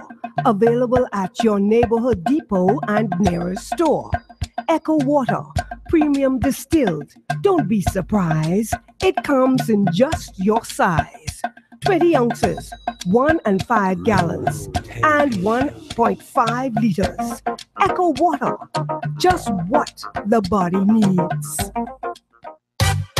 Based on the premise of anything you can do, we can do better in the Bahamas. The Bahamian Brewery is 100% Bahamian owned and operated. Our thanks to you, Bahamas, for supporting our family of beers and beverages. Sands, Sands Light, High Rock, Strong Back, Bush Crack, Pink Sands, and Triple B. Brewed and bottled here and consumed right here in our Bahamas. Now that's truly Bahamian. The Bahamian Brewery encourages all of its fans to drink in moderation.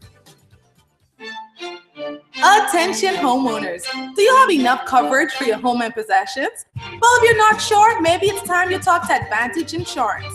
Your property and belongings are probably worth a lot more now than when you first insured them. After all the natural disasters we have experienced, it's more important than ever to be fully protected. Call Advantage Insurance at 356-0285 or visit us on Collins Avenue today. Advantage Insurance, celebrating 20 years of service. McKinney, I feel good. You know why I feel good? Because I truly believe that our Prime Minister, Mr. Minnis, is going to live by what he says. Congratulations again on maybe one of the best talk shows that we have in the country. Any country in the world that goes under because corrupt politicians. When a politician is corrupt, it causes his people to live hard. It causes taxes to go up. Now it is time for this new government under Dr. Minnis to do what is necessary on behalf of all Bahamians.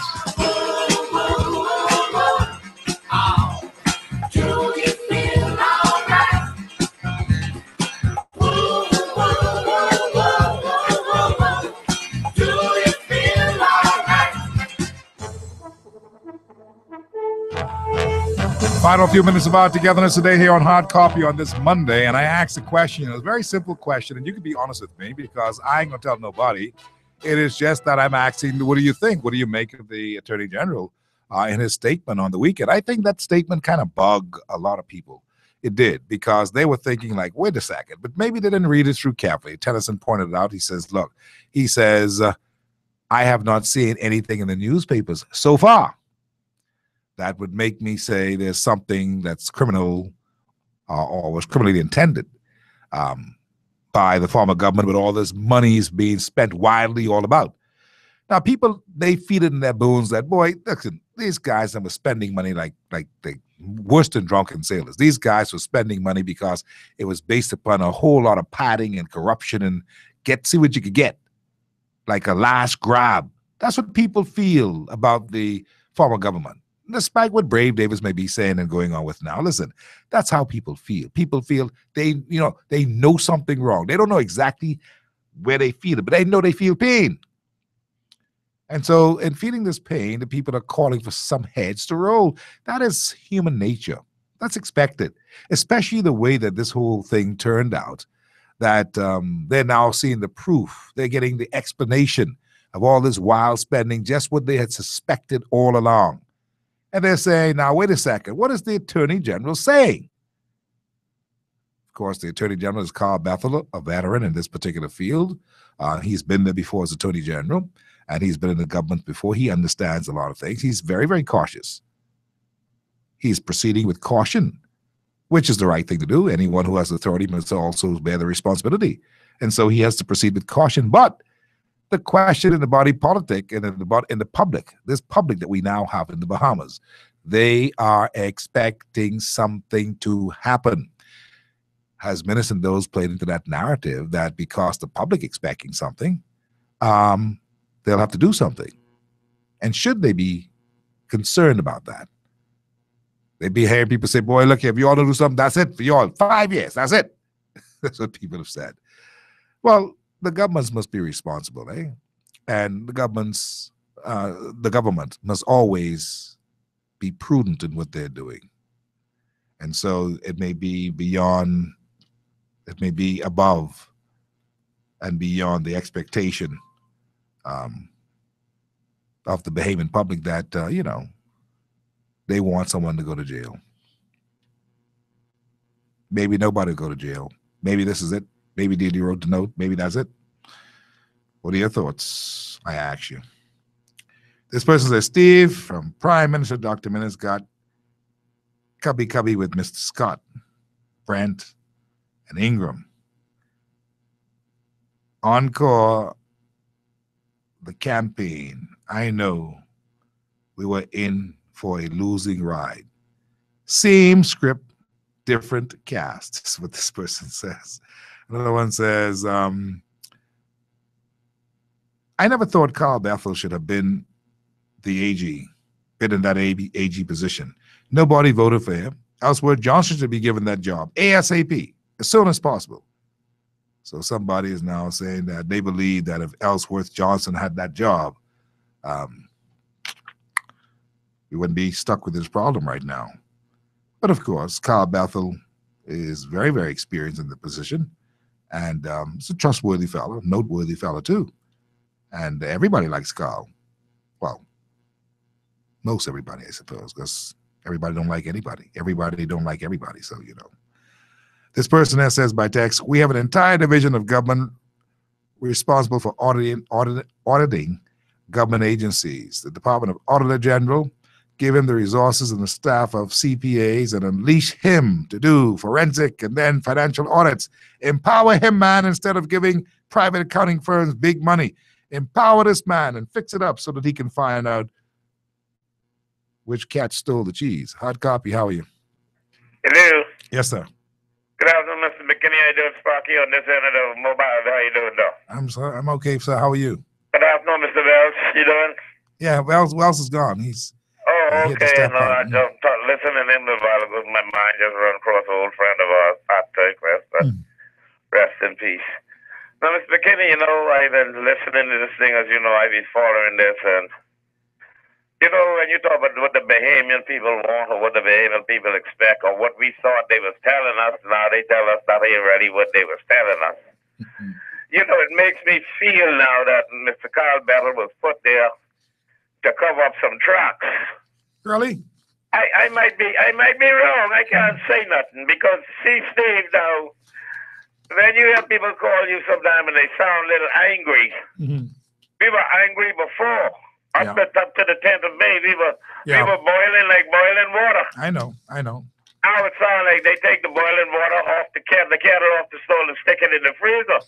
They want to turn the boiling water to cold water now. I see that.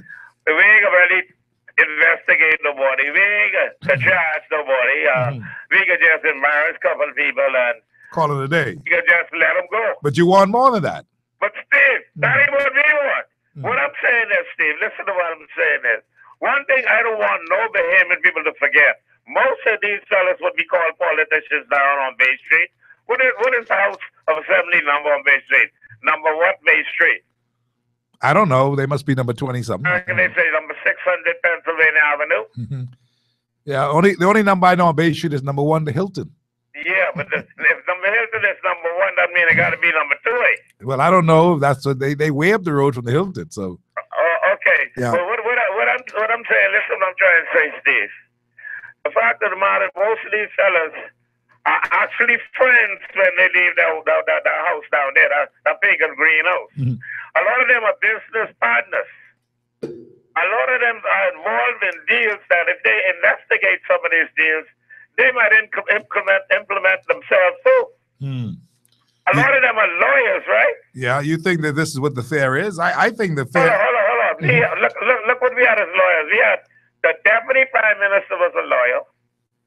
The Prime Minister was a lawyer, the last government. Yeah. The Minister of External Affairs was a lawyer, right? We had Arthur Gray, Mr. Gray was a lawyer. We had the Attorney General was a lawyer. All we had was a bunch of lawyers protecting one another. The Minister of Education was a lawyer. The Minister of Aviation was a lawyer. Who? Aviation, Gladys Hanna Martin. Yeah, all of them was lawyers. All of them are Ken Dorset is a lawyer. Some have a law, somewhere along the line, They are partners in different businesses. They protected them. Then we got lawyers on the F&M side. What are friends of theirs also? So we get embarrassed a couple of y'all, but we ain't gonna mess up your family. We ain't gonna take your car from you. We ain't gonna take your house from you. It's just the Bahamian people money. Pay back the money you owe. And then we can come and we can rent some of your buildings from you. Like I asked you, Mr. McKinney, don't you think it's cheaper for us to build our own government building and just pay a staff to maintain them? Yes, of course it is. Elementary. Okay. Are you, excuse me, are you following the story that the seven that landed Yeah. road by the police station? I am. Are you can tell us yet what's going on with that? Not yet. About somewhere where they spent $27 million on something where they never signed an agreement? Do we know who the contractor is that was getting this money? Do we know who signed this agreement? Do we know if the Seventh-day Adventist organization know what was going on? Do we know anything? A lot of questions are out there because of what was published in the papers this morning. And then, do we know if anybody going to get marked before the court? If anybody going to jail? If we can take anybody property, house, car back? Well, these are questions that the Bahamian people are asking, so we're going to try to find out on behalf of the Bahamian people. If that is something... Mr. Lightman, when he had the big problem with the bank, when they go into the bank and help him out. Well, anyway, Sparky, have a good day. I hear you. You were loaded with all kinds of ideas and questions and stuff, and a lot of them are based upon, I suppose, as Glennis Hannah Martin told me last week, misinformation and lies and innuendo, and the Bahamian people bought it, is what she's saying. Now, it's up to the government of the Bahamas to say exactly, and I think Minnis made an attempt earlier in the newspapers today. He said something along the lines that we all know what really happened, and that Brave Davis and the PLP must, they must go and they must do penance. They must do penance and ask for forgiveness and try to redeem themselves and try to rectify things. But doesn't look as if that's going to happen because Mr. Davis and his group are now saying that, look, we tell you all that these fellas was just campaigning on lies and the rest of it. Now look at it. They can't prove any of this thing, and look at this whole thing with Bahama. They was looking for a smoking gun. They gone there. They opened up the thing and they got the thing unsealed. And look at it, nothing. There's nothing to talk about. Hard copy. How are you? Hey, Mr. McKinney, how you doing? Very good, thanks. Good. What I called to say, I listened to the gentleman there, Mr. Thompson, Tracy from Freeport today in the Senate. Yeah. And he made some statements about some alleged, in my words, let me say, skullduggery which been done by the former government. But I have no doubt in my mind. This is my belief. I believe that happened. Yeah. But in the same time, I heard Mr. Bethel. I'm speaking about Mr. Carl Bethel. Yeah, Carl Bethel, the Attorney General. Yeah. Yes, the Attorney General. He said something about, let me put it in these words, he didn't see anything. Yeah. To the contrary. So far. Would that be accepted? Yeah, so far. That's what he said. Yeah. About what the people is saying and what's not. It's like what the people hoping for, looking for. But let me say, Mr. Battle, being Mr. McKinney, being a 5-star F&M from it began when Cecil set it up in Freeport. Yeah. Let me say this.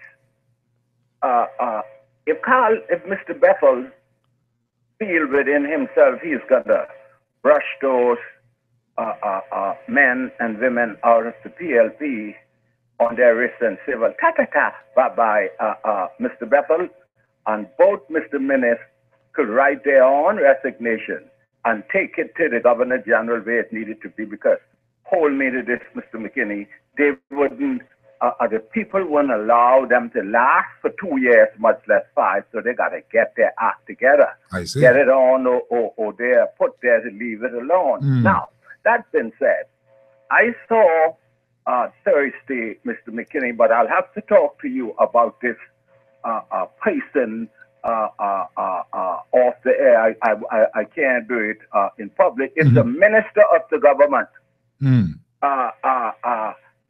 something he done, and the way he done it, and then look at if he might have decided to allege, make an argument. You know, I don't think it was fair the way it happened. Okay. But I say no more on that. Well, you can always call me 376-9234. 376-9234. I'll be interested in that. Yes, well, I'll call you and I'll give you the name, the date, the time, and place. I appreciate it. So you know, Mr. McKinney, I'd just like to say I hope Mr. Bethel and Mr. Minnis and the rest of his government and cabinet listening to the people, because you see, the people who put them there, they said this is the people's time. Yes, sir. Well, and no need they come here with no lawn peas and rice. They better decide to have something to go along with it. Thank you very much, Mr. McKinney, and have a good evening. I appreciate your call. So you see, there are people who are expecting something to happen. I suppose that the government may, in fact, decide. Hard copy, how are you? Hard copy. How are you? Good afternoon. I'm listening to you. Hello. Yes, sir. How you doing? Very good. Sorry for that. I am a professional at this, Steve. I should have known better, but I wasn't expecting it to go live. Steve, yes, it is the people's time. The gentleman who called, he's one of the largest supporters of Dr. Minnis. I wanted Dr. Minnis to know Amos Jr. Miller is one of the largest supporters of the Bahamian people's sovereignty.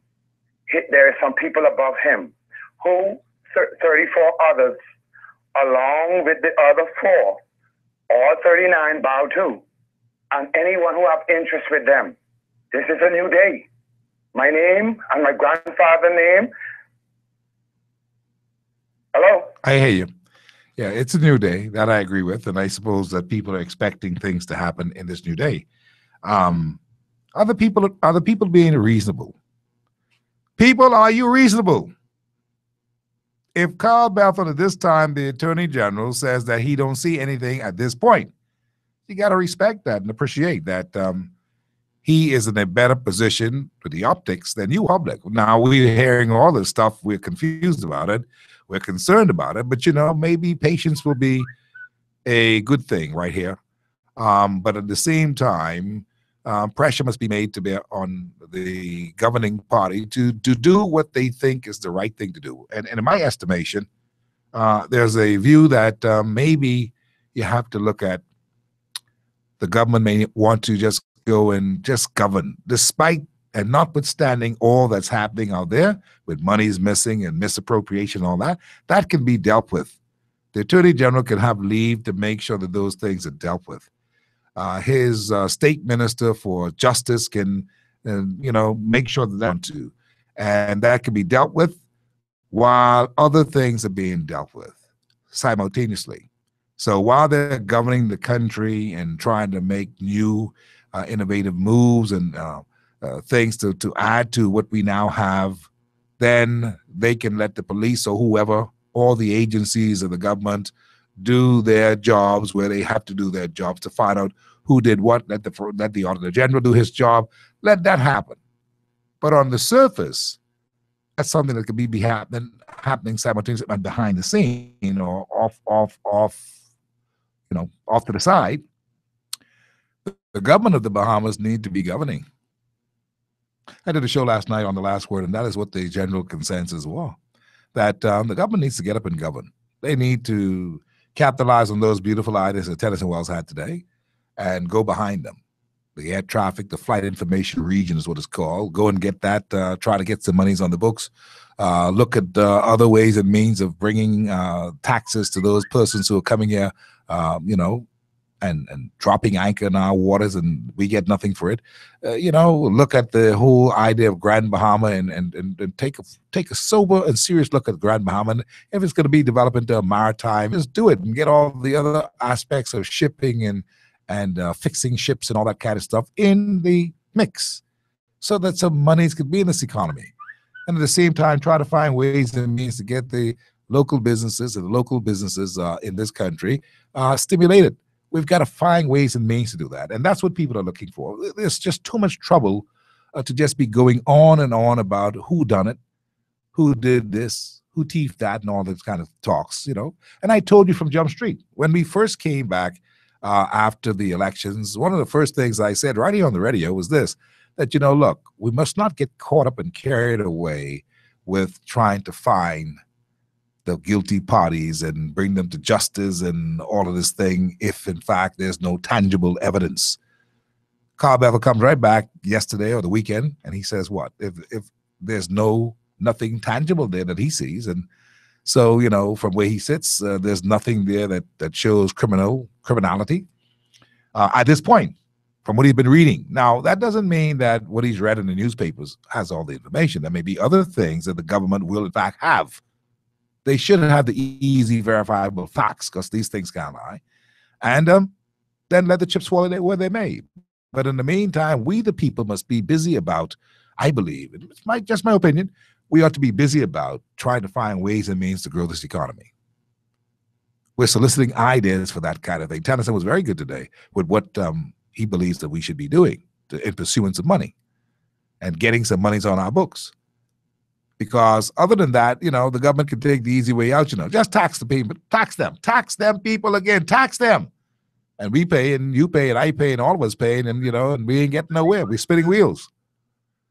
But I do take your point, general public, that if the government is negligent or refuses to move in the direction where the people are very interested, that they want to see something done to confiscate where they can, if they have to, properties and businesses of people who would have gotten rich off the public's purse and bring them to justice.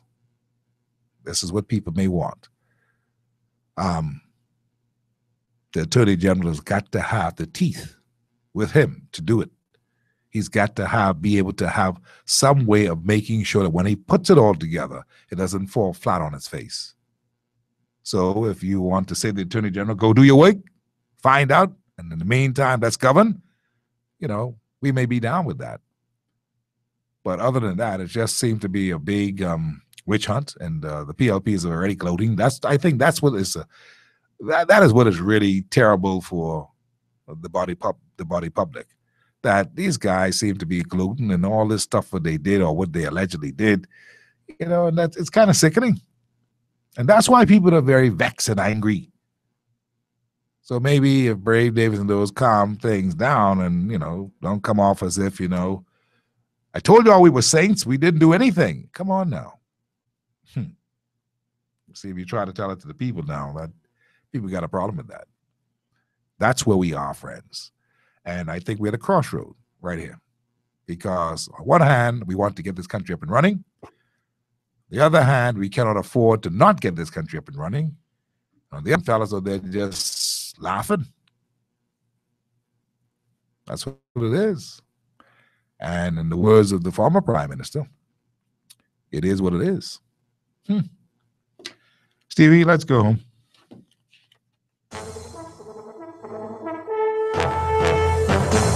Our show today has been brought to you by Haji's on St. Albans Drive, Bank of the Bahamas Assemblies of God, 62nd Council Gathering this weekend. Mount Tabor's Inspiration, Bahamas Foot and Ankle, Blake Road, Super Value, the All Bahamian Supermarkets, Rocky Farms Nursery on Seabreeze Lane, Water and Sewage Corporation, Echo Water, Commonwealth Bank, Cool Tech, Bahamian Brewery and Beverages, Superwash, Managers, Shorts and Brokers, Ron's Electric Motors, Clarendon Wolf Road, Executive Printers on Jerome Avenue, and McKinney Media Group Limited. The best of advertisement, consultation, public relations, we do it all. And if you don't believe it, just give us a call. We'll show you. That's our show for today. And tomorrow on the show, I think we have some people. We're looking forward to that. And certainly on Wednesday, we're going to have Darren Cash in with us. Darren Cash will come and give me his take on what he sees happening right now and what he expects to happen later on. So lots of politics this week, right here on Hard Copy. Good night from Hard Copy. God willing, we'll see you tomorrow.